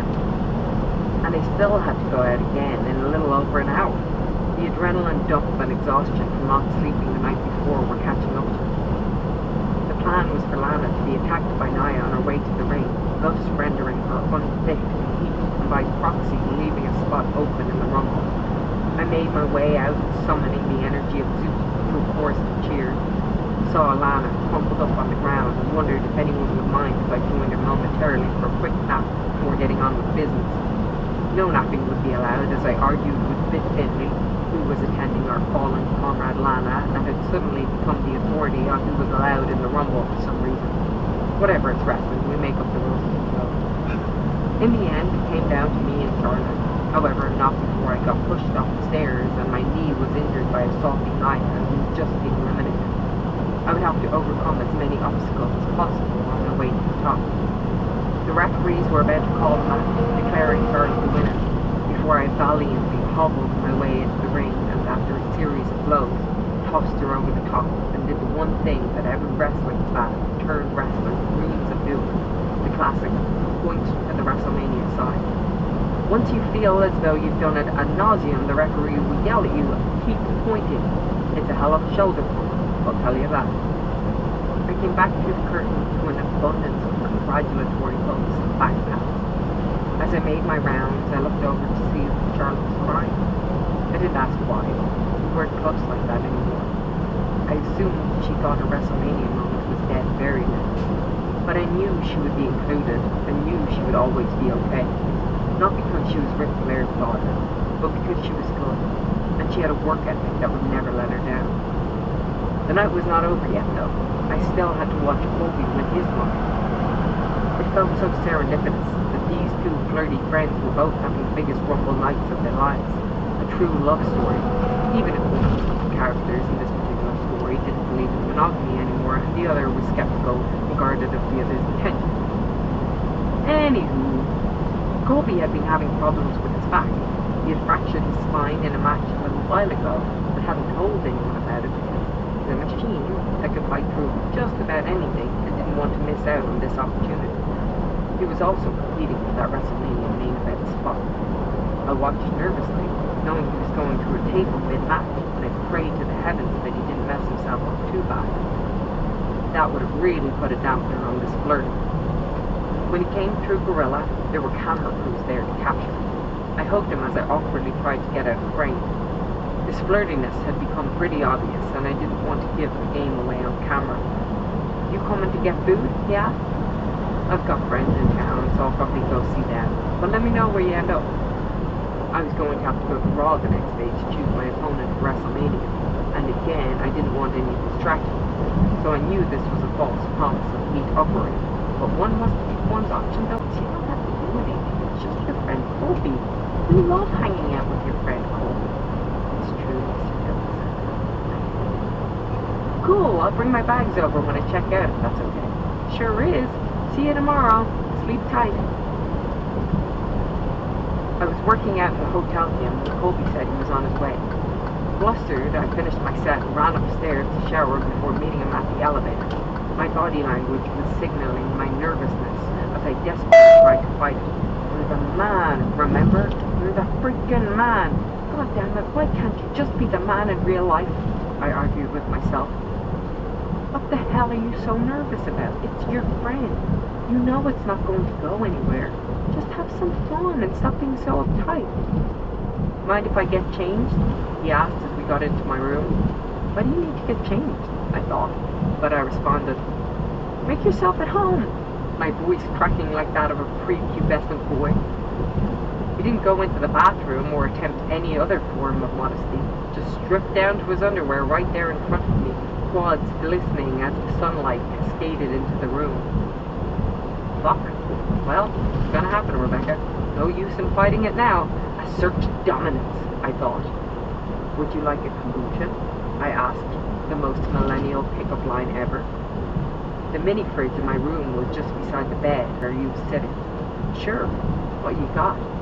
"Mint mojito, strawberry serenade, raspberry hibiscus." "I'll try the raspberry hibiscus." I bent down to get the bottle, then stood up and gave it to him. Kombucha, that is. "Now's the time. You've got this, Quinn. You are the man." I stood directly over him, straddling his legs while he was seated on the bed. He had talked a good game. Let's see if he can back it up. He looked nervous. I could tell I was right by the way he said, "I'm nervous." Our lips In met. 1¼ Soon we were in miles, full keep naked left to mode. US 35 So West. this was what it was like to kiss him. Beard tickling, tongues rolling, my heart pounding. Years of sexual tension and energy went into this one moment. "I wasn't expecting that," he said after. "Bitch, of course you were. You were laying the groundwork for months, possibly even years," I thought. But I responded, "Me neither. We were both liars." "We should go," I said, finally putting an end to its progression. We had a whole night ahead of us. Raw had an early call time, and I was feeling like a new kid at school. I was a SmackDown resident, and being in this new environment had me a bit on edge. Colby and I didn't see each other throughout the day, but stayed texting and flirting, recalling those tender hotel moments earlier that day. But back to the task at hand. This was the moment everyone Keep was left to waiting US for. 35 I was West. choosing Ronda Rousey as my WrestleMania film. Coming off the highs of the night before and the events earlier in the day, I was feeling pretty darn good about myself. Unfortunately for Ronda, she had just had a promo where the crowd had chanted for me and derailed her train of thought, followed by not her best match. However, it did make my entrance that bit Continue more on exciting. US and we 35. lived all the excitement we could get to earn that main event spot on Mania. Considering my emotional butterflies, what was at stake here, and days running on no sleep, I was jittery to say the least. Somehow I managed to deliver a promo that at least seemed like I was calm, cool, collected, which was followed by a riled-up promo from Ronda in retaliation.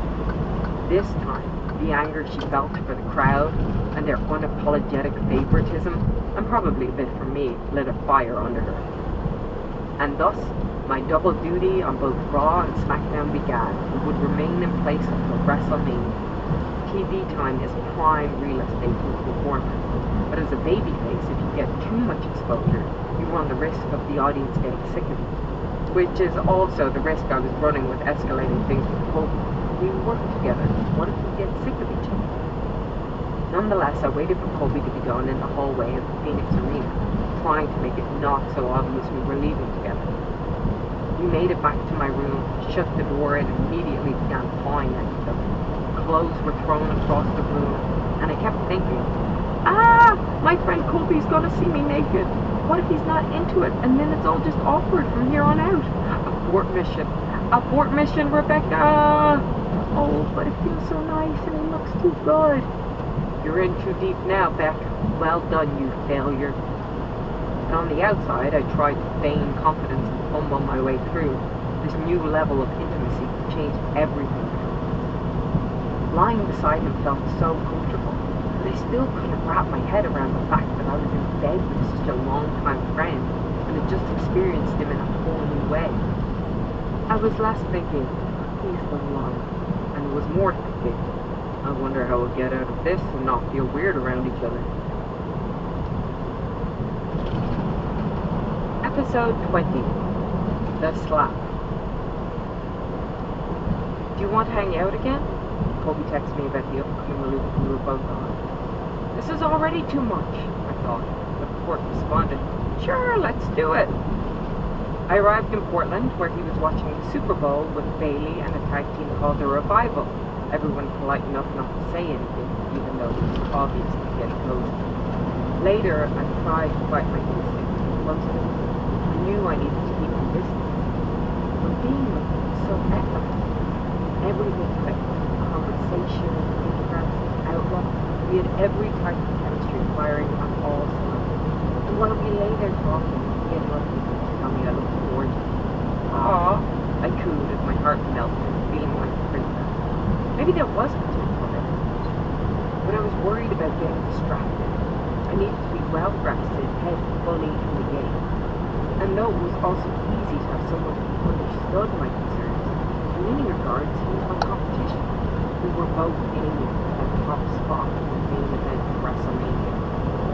The next day at Raw, I was set to do a promo with Stephanie McMahon. Usually you're onto something big when the McMahons are in the storyline. It is the ultimate rub in the company. The story was that my leg was clearly hurt in the rumble, and she needed me to sign a full arm wrestle, which my character's paranoid mind took them trying to screw me over. It was so awfully orchestrated that I'm not actually sure what it was intended to do. Stephanie couldn't look too much like a bad guy, but in turn, I looked like the asshole. She came across as compassionate and concerned about my well-being, whereas I was fired up about her being a rich daddy's girl and refused to sign the whole harmless agreement. In turn, she took me out of the match and I attacked her mercilessly. I will say, even though the story and the execution made me look like a petulant child, I was probably in a storyline where I got to beat up Steph. She nails every role she plays, and it's a huge one.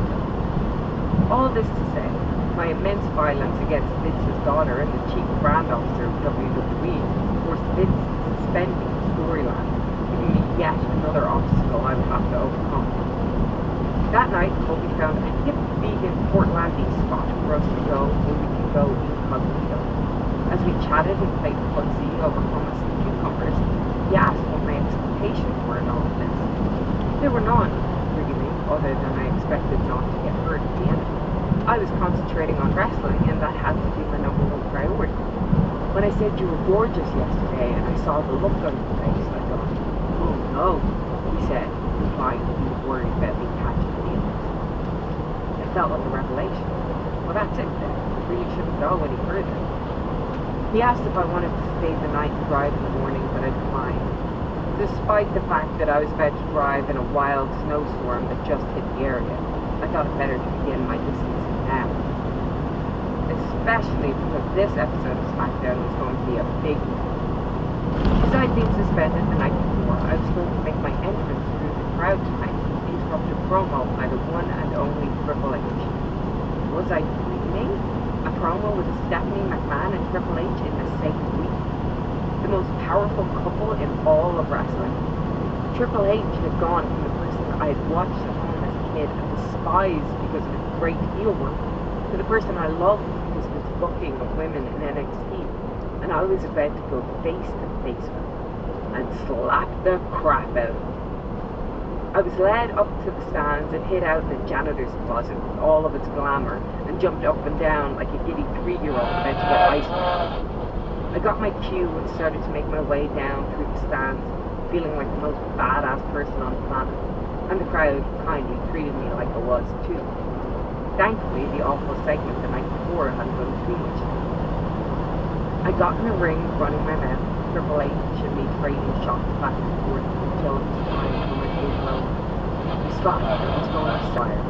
I cocked my arm back, ready to deliver the slap of a lifetime. I lined up my target, taking bearded surface area into the equation. As my hand got closer, I realized I completely underestimated my own wingspan, missing the mark, with only the tips of my fingers gracefully fluttering against his cheek. God bless him. He sold it like a flattered him, the crowd graciously cheering as if I had drawn blood and taken out an eye. I swaggered back through the crowd, back through the swanky janitor's closet, and made my way to Gorilla. That was great, Vince remarked, giving me a hug before adding, but we're gonna need Steph to teach you how to slap. I left content regardless. My shameful night on Raw had been turned around by a big victory on SmackDown. The next day at home in LA, I took a hot yoga class and swept the remaining stench of Raw out. When I had complete clarity, I needed to tell Kobe immediately that we couldn't continue any more of this malarkey. It would be the biggest mistake ever. I can't be casual, and he isn't looking for anything serious. But I could be the best friend he ever had. We just have to end this right this second and be BFFs forever. Mid-downward dog, I became so consumed that I grabbed my MAP water bottle, dabbed the sweat off my body, and rushed out of the studio to text Kobe. What are you up to? Just teaching class, he replied. He owned a restaurant school and taught there regularly. How are you, sweetheart? Ugh, school. I love that he called me sweetheart. But still, clarity. I now had clarity. I'm great. So great. I won't bother you. I'll talk to you after.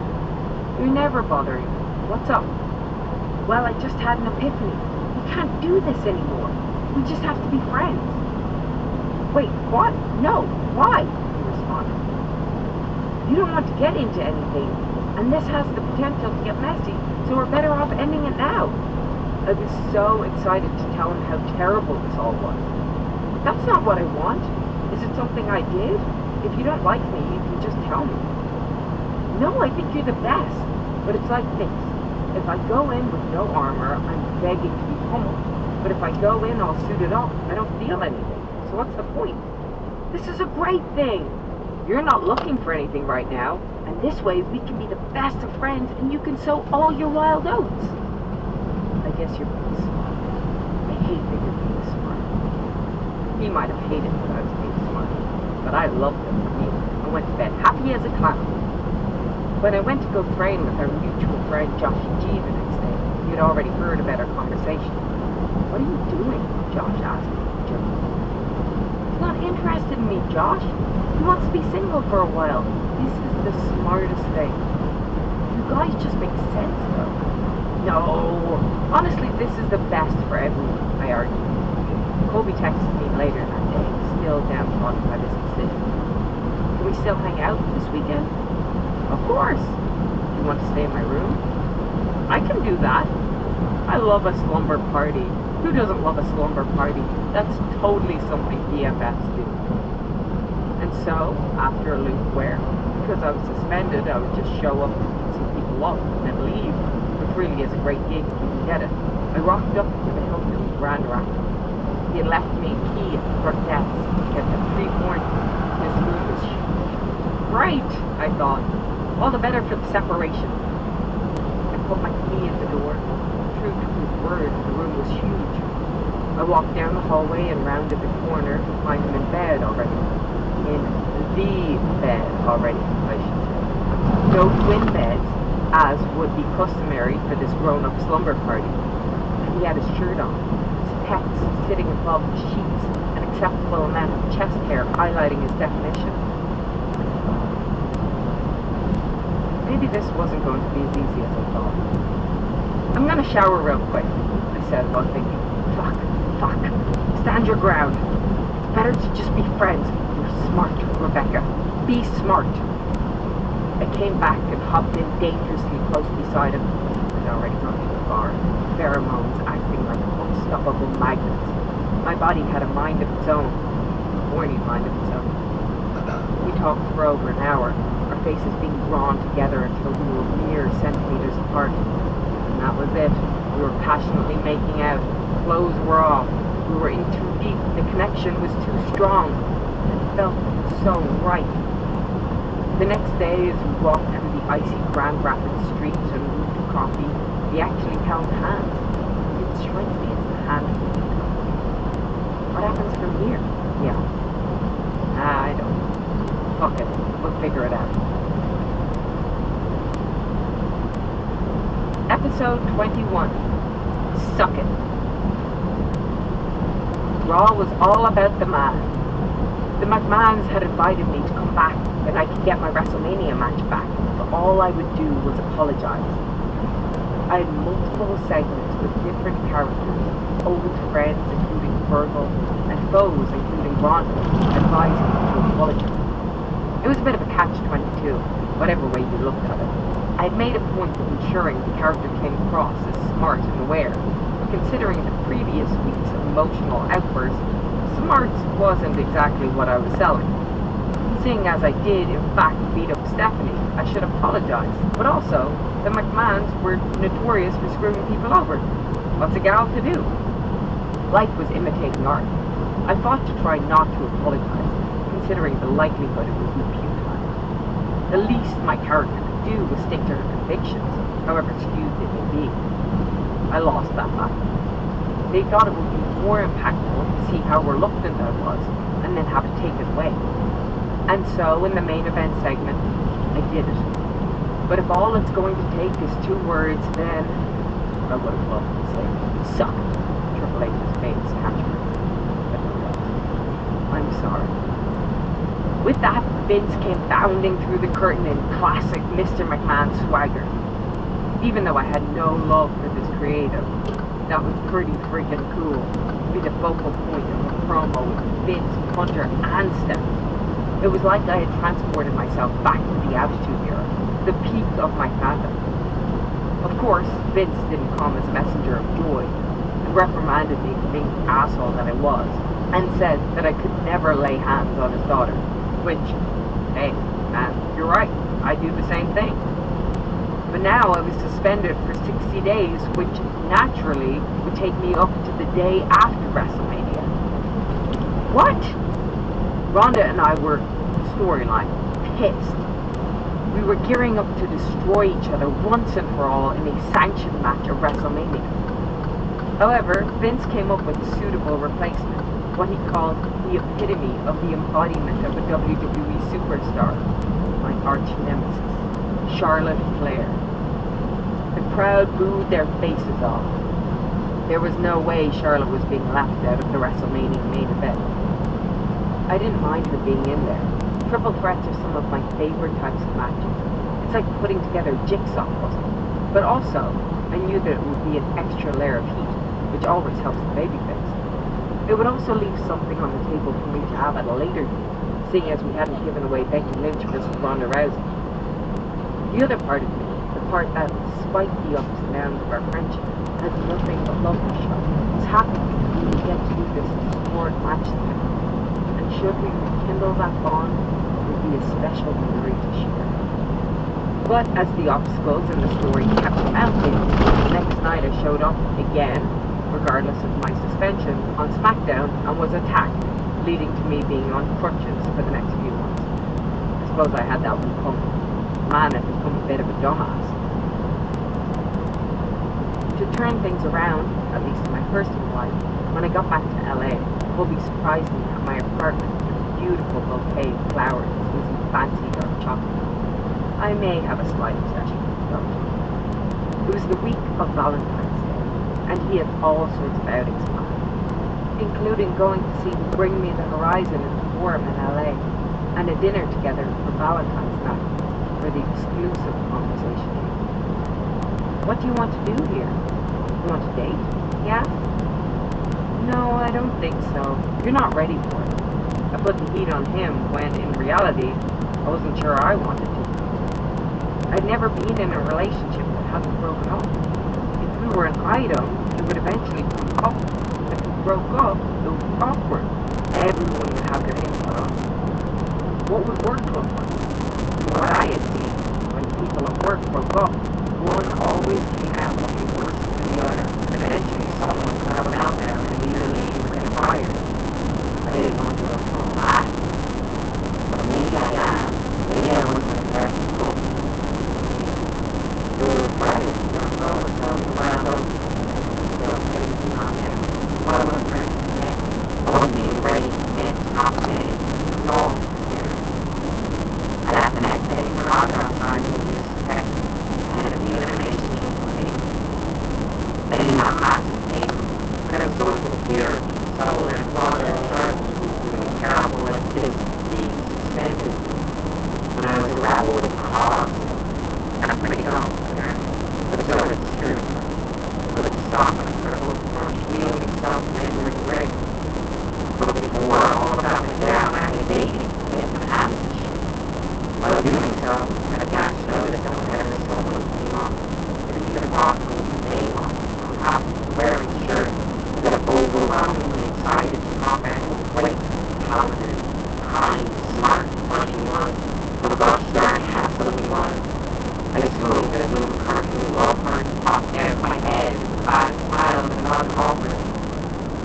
Shit, what are you doing? I stopped myself and I tried to shoot away butterflies that seemed to be populating my organs. A conversation in my own mind was something like this. You're really into it, aren't you? No. Why not? Because he's so perfect. I guess he is the most incredible human I've ever met. Damn it! Privilege. Fuck. I got theory in a further relationship.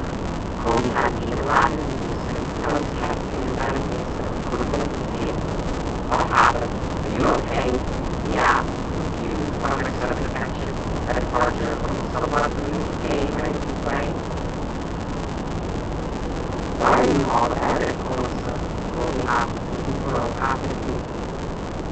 I was already showing more affection than I had before, so his arms and grows smiling at me non-stop. Earlier outside, there was something reminded me of his weird, conscious excitement. Which one talked about a great war, made me realize that I had missed it. So it must live like he must be a thing. Yeah, I knew. So we're doing this then? We are. Oh, that's wild, man, he said, stopping our official message to the combo. It was wild, and it felt so right.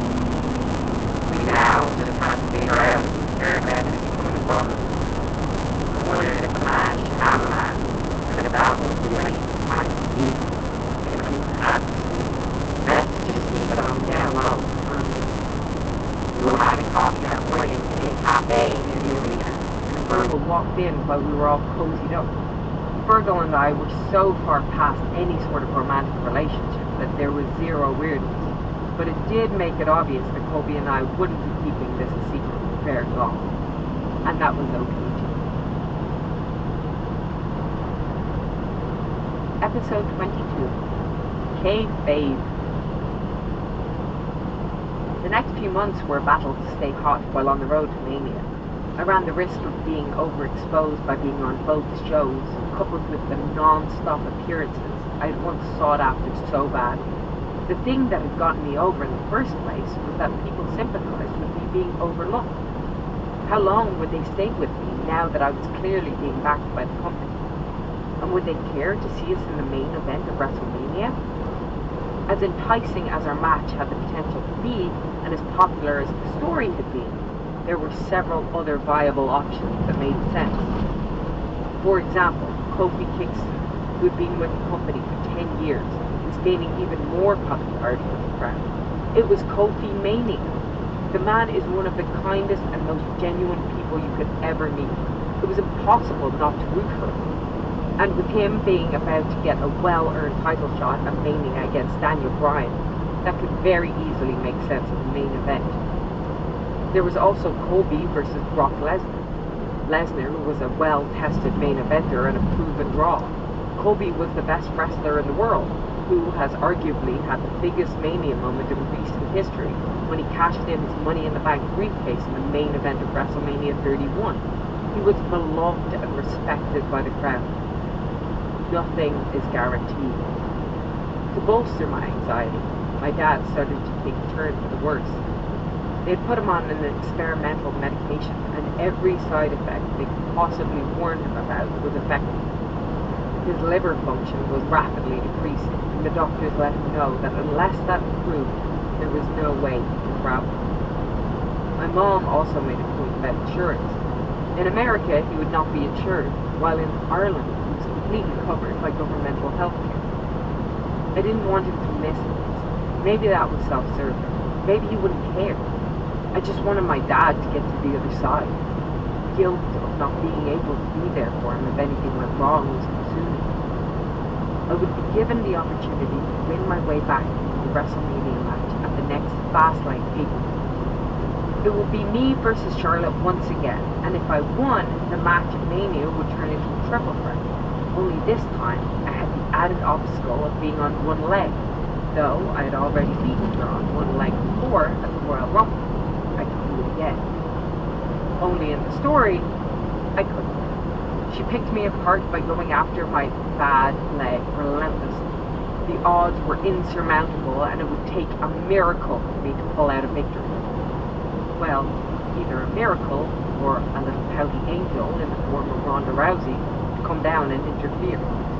If Charlotte were to lose via disqualification by way of Ronda interfering on her behalf, then I would be back in the match. Ronda came down, bowling as ever like However, she hit me with a laughably weak punch to make her point that she was doing this as a way to get me in the match, where she was really hoping to destroy me. I rolled to the corner as they made the announcement. Winner by disqualification. As the audience cheered. We were getting closer to the main event of WrestleMania, where it would officially be a triple threat match. You reckon you're riding my ticket, bro? Oh, he probably will. He'll say, damn, that's malfunction there. And the winner would take all. I just needed to hey, bud, did you see the wheel was oily for a long time? Yeah, did you see all that oil running out of your wheels? You notice it was wobbly? You smell that grease, man? You've been smelling that grease, have you? WrestleMania 35. Looks a nice one. Well, Bob, that one, since I played with Johnny all the time at Aces, he was had one of them green trucks or matches down there at that arena you're talking about. He was going down that hill at Dutchman Creek, headed towards Mobsville. Same thing happened, Gary, but, you know, he'd come off the passenger side, and there was an old man sitting in his driveway fixing to pull out in a four-door car, and that thing hit him right in the back door. Just luckily, it didn't hurt him, you know, but if it would have hit him in the driver door, it would have killed him. But Bob said it hit him right in the back door, and it just caved that sucker in. Will be the main event of WrestleMania. Yes, sir, buddy. Right there. What am I reading? Is this real? Did I hit a deer on the drive and I'm in a deep coma dreaming all of this? I shook my head. I wasn't misreading it or misinterpreting it, was I? I don't think so. There was only one way to interpret that. You were the main event of WrestleMania. Story. First time ever. I needed to tell someone. As great as this little dance party I was throwing myself alone in the car on the side of the 495 was, there was too much excitement to keep to myself. I texted Cody. Vince just texted me. We're the main event of WrestleMania. They're going to announce it tomorrow. That's interesting. I wonder why they would announce it. Because it's never been done before and it's a big deal. I wanted someone to share my excitement. but I wasn't getting the reaction I wanted. Of course, I was being selfish. I didn't consider how upsetting that he would be. He had always wanted to main event WrestleMania. He had a chance to do it this year until his girlfriend took it away from him. I became cold and distant. First, that he didn't congratulate me right away. There were still at least 3 more hours on my drive. He was already in the hotel in Boston waiting, but I had plenty of time to find myself. Yeah, I suppose this year is different. I think I'll stay somewhere else tonight. It'll be late when I get in. What? No, what's wrong? He asked. I just gave you the biggest news of my life, and you didn't even say congratulations. Sorry, you know how I like to analyze things, especially when it comes to wrestling. This isn't one of those things. This is the biggest deal of my life, I responded. You're not staying somewhere else. Just come here. I arrived 3 hours later, still cold and distant. Why are you getting so upset about this? I'm sorry, I should have said congratulations. It's my own jealousy. Because I feel like you don't think I deserve it, I said to him here. He looked at me funny. The fact was, it wasn't him not believing I deserved it. I deserved it. There was my imposter syndrome again. A syndrome that is maybe never more rampant than in the sport of professional wrestling. A profession where you literally have to make it. In an industry filled with larger-than-life characters, muscle-bound athletes, and charismatic enigmas, how was this once pudgy, awkward girl from Dublin going to be on the same marquee that once boasted Stone Cold Steve Austin versus The Rock? However, in good news, doctors had switched my dad's medication, and his liver was rejuvenating rapidly. He was going to be allowed to travel after all. My whole family was going to be able to make it out. The only problem was that I had so many appearances that week, I would barely be able to see anyone. When I got to the hotel for WrestleMania week, it was jam-packed, filled with wrestlers and fans alike. I barely had time to put my bags in my room before I was shuffled off to the warehouse in Connecticut for a match rehearsal. Charlotte, TJ, our rep, Spider, and I sat in the warehouse waiting for Rhonda, the driver, had taken her to the wrong spot. While we waited, while running on fumes after months of going non-stop in the lead-up to this historic match, TJ ran out the creative direction of the match. I was to win via armbar on Rhonda, and me and her just barely touched. This would mean Charlotte to be relied upon heavily. Hearing the direction, Charlotte was on the verge of tears as TJ went on. Just feels like I'm the third wheel, she cried. Well, TJ and I looked at each other, both considering how carefully and passionately wrote the situation. Spider, flamboyant and brash, blurted out, "Bitch, you are the third wheel! That's the heat!" He was right. Triple H had made a career out of being the one in the middle, whether it be between Rock and Austin or anyone else who knows. But that made his job no less important. If anything, it made him even more valuable, as he could be inserted anywhere and added value. Eventually, he came up with a few ideas of Paul's finishes. One idea was that I have Rhonda in an armbar and she's almost about to tap, Charlotte comes in and stops her. When Rhonda finally arrived over an hour later, TJ gave her the rundown of the idea. And then it looks like you're about to tap, but it's like, oh no, my mom would never talk to me again if it looked like I was about to tap. TJ and I looked at each other. If her mom wouldn't talk to her and she looked like she was going to tap, we would have a hard time selling her on actually tapping. Now, So, okay, let's come back to that. I didn't feel the need to find her. Whether it be a pin, a roll-up, or submission, I was going to be walking out of there holding 2 championships in the air, having been the first woman to win the main event of WrestleMania. We left the road now down. The majority of the match was still in the air.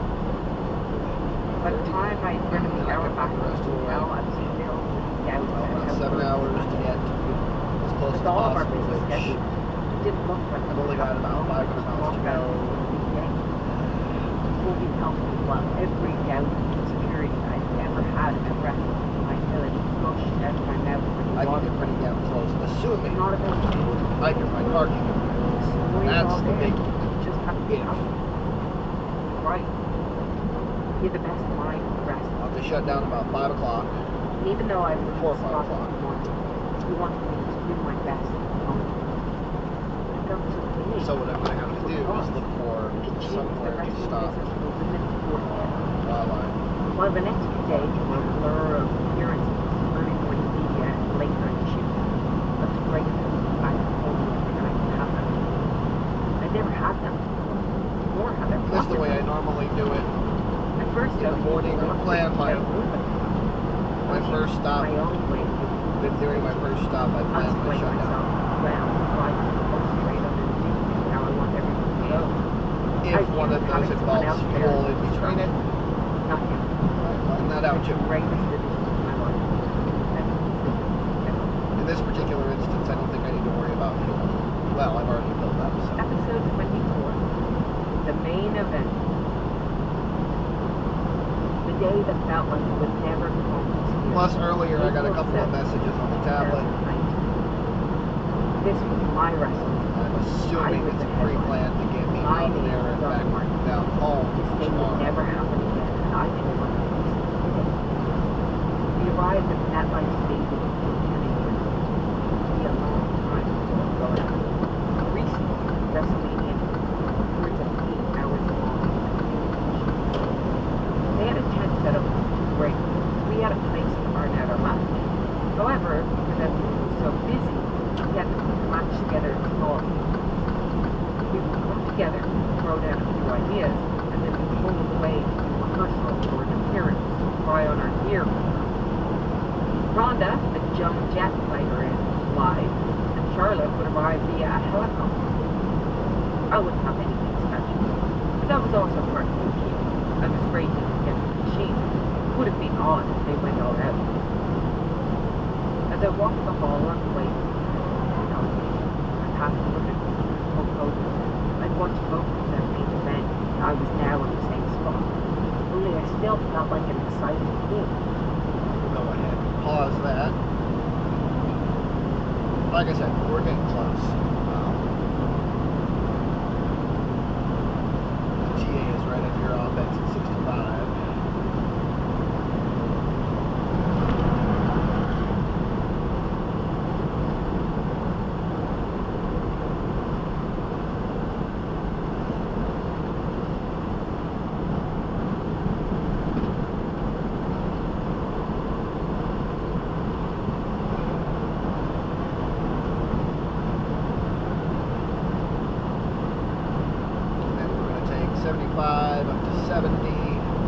Down to 70, over to 70, up to 70,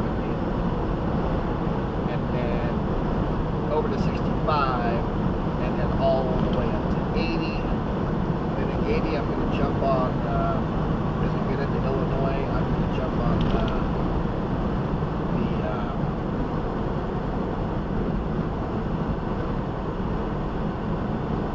yeah, that's the one. Wow.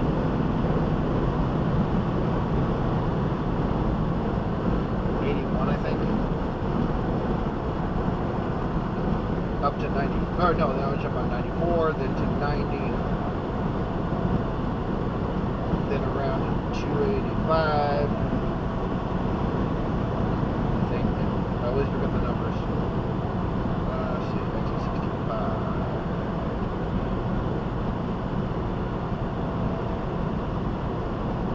295 through Chicago, and then to 295 up to Wisconsin. I hate the fact that I'm going through Milwaukee, but unfortunately it's a requirement, and it's a really shitty place to be. They got a shit ton of construction going on through there.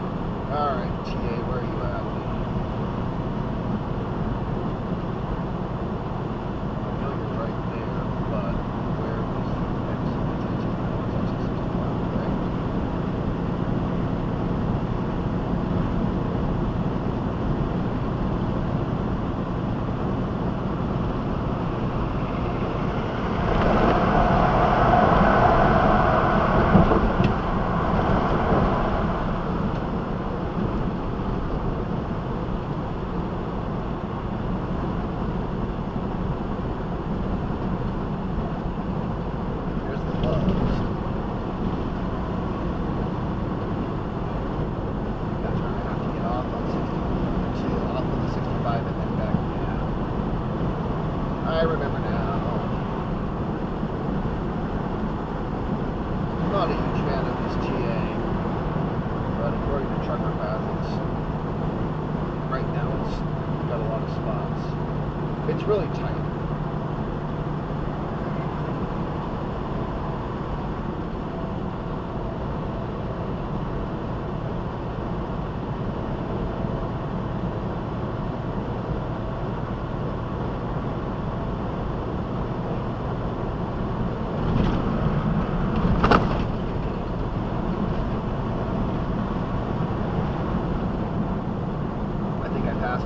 I did pass it. Damn it.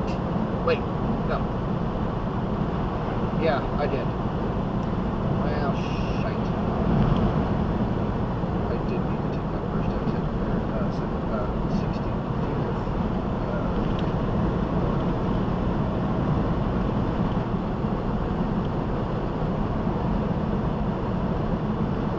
Alright, well. So be it. We'll have to wait until we get on to 71 at this point. Or 75, I mean. Not ideal, but it works. Well, now that I know I have to go another 35 miles or so, just get around this prime.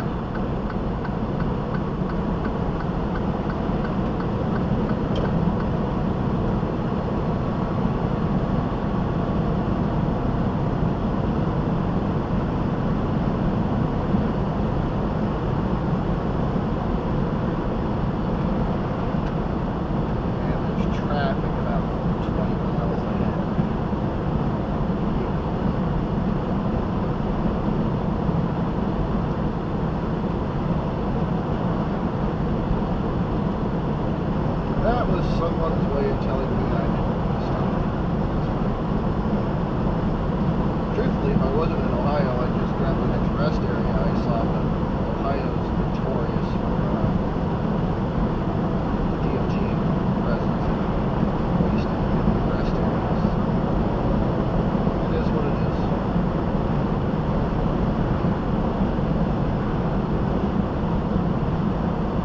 It feels like it might be rain.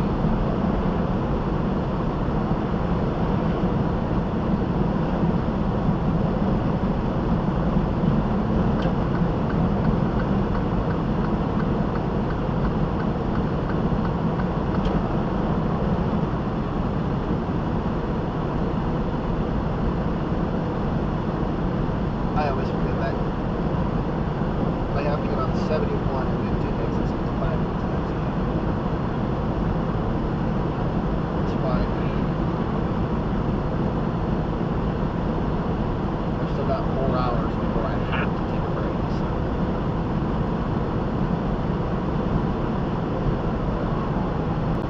Distance from Markham, Illinois to Sheboygan, Wisconsin.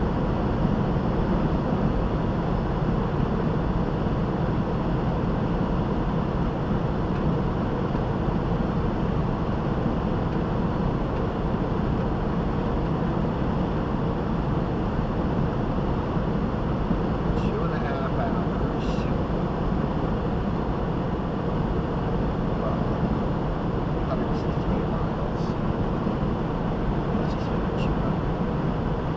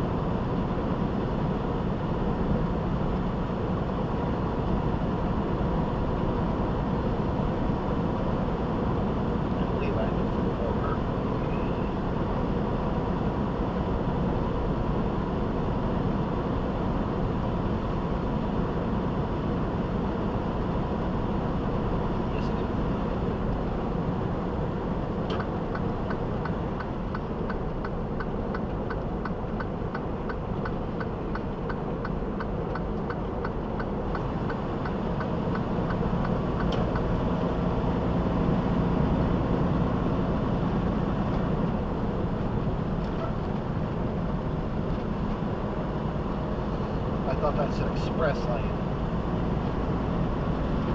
I haven't been this way in a while, you couldn't tell.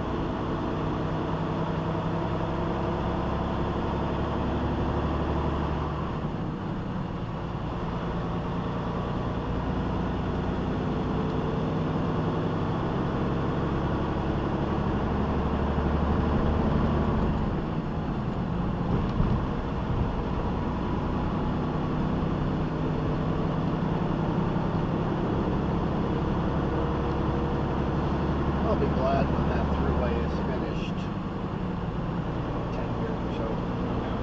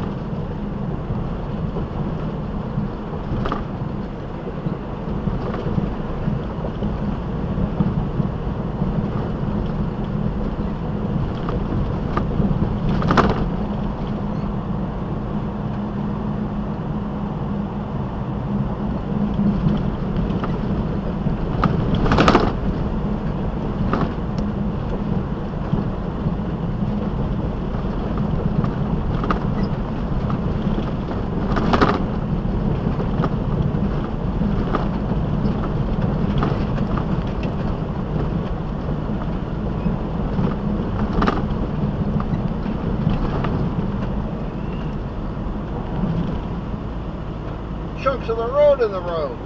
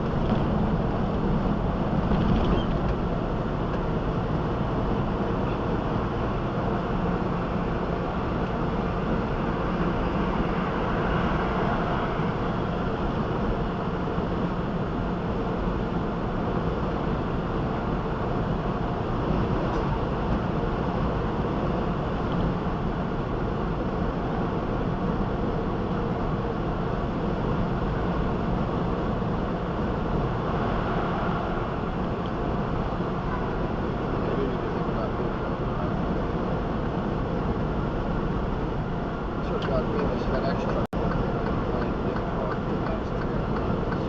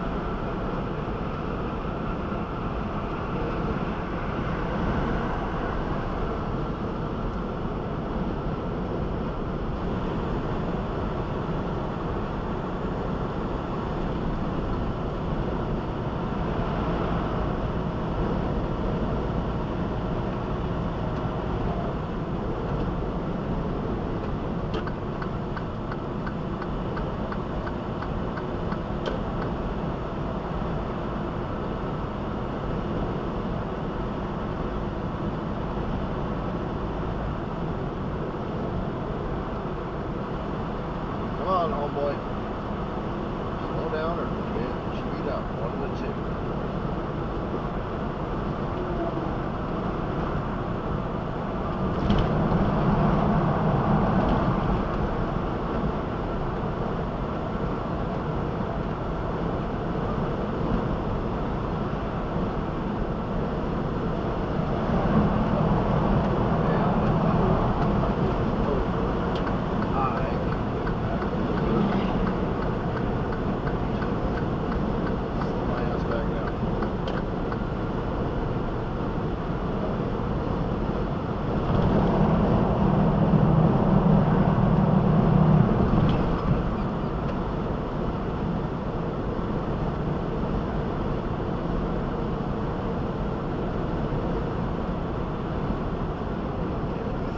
Stop at this loves and tape, you know, fella, bump your head.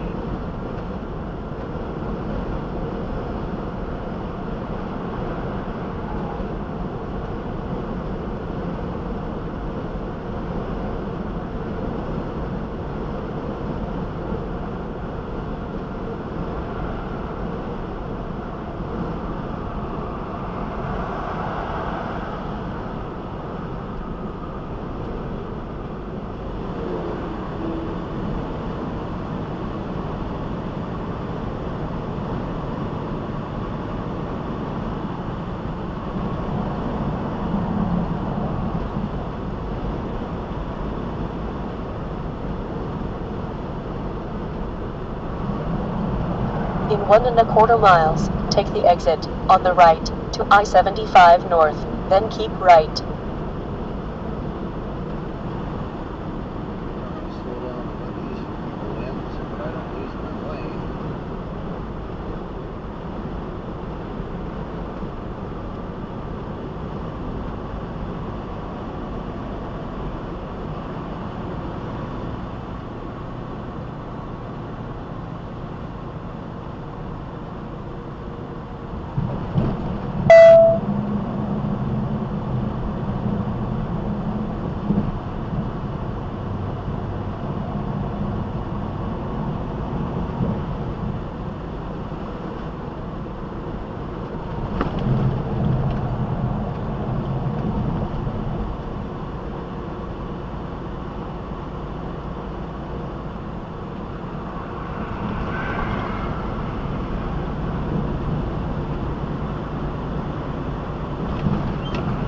Take the exit on the right to I-75 North, then keep right.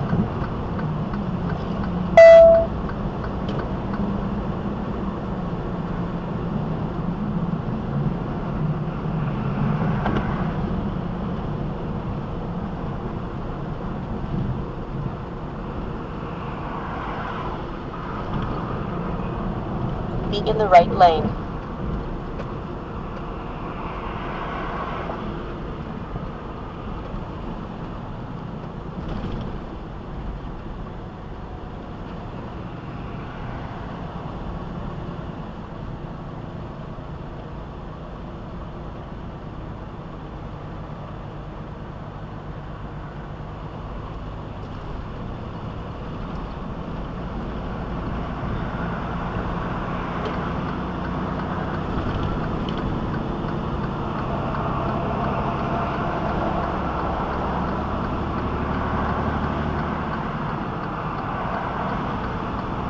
Continue on I-75.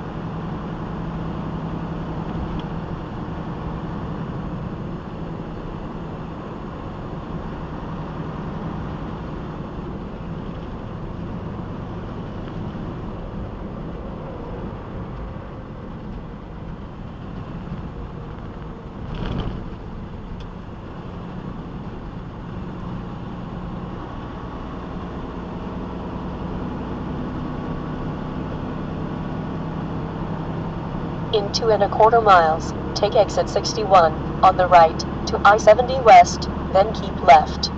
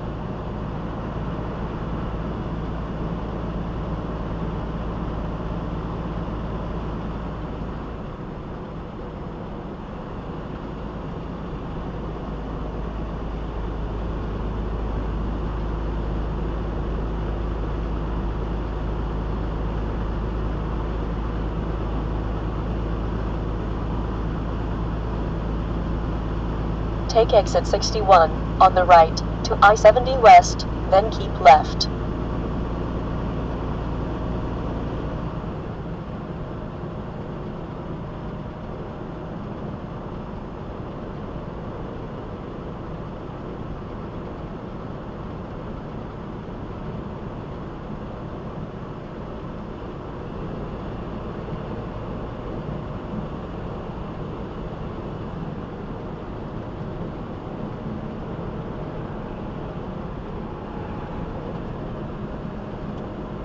Be in either of the two left lanes.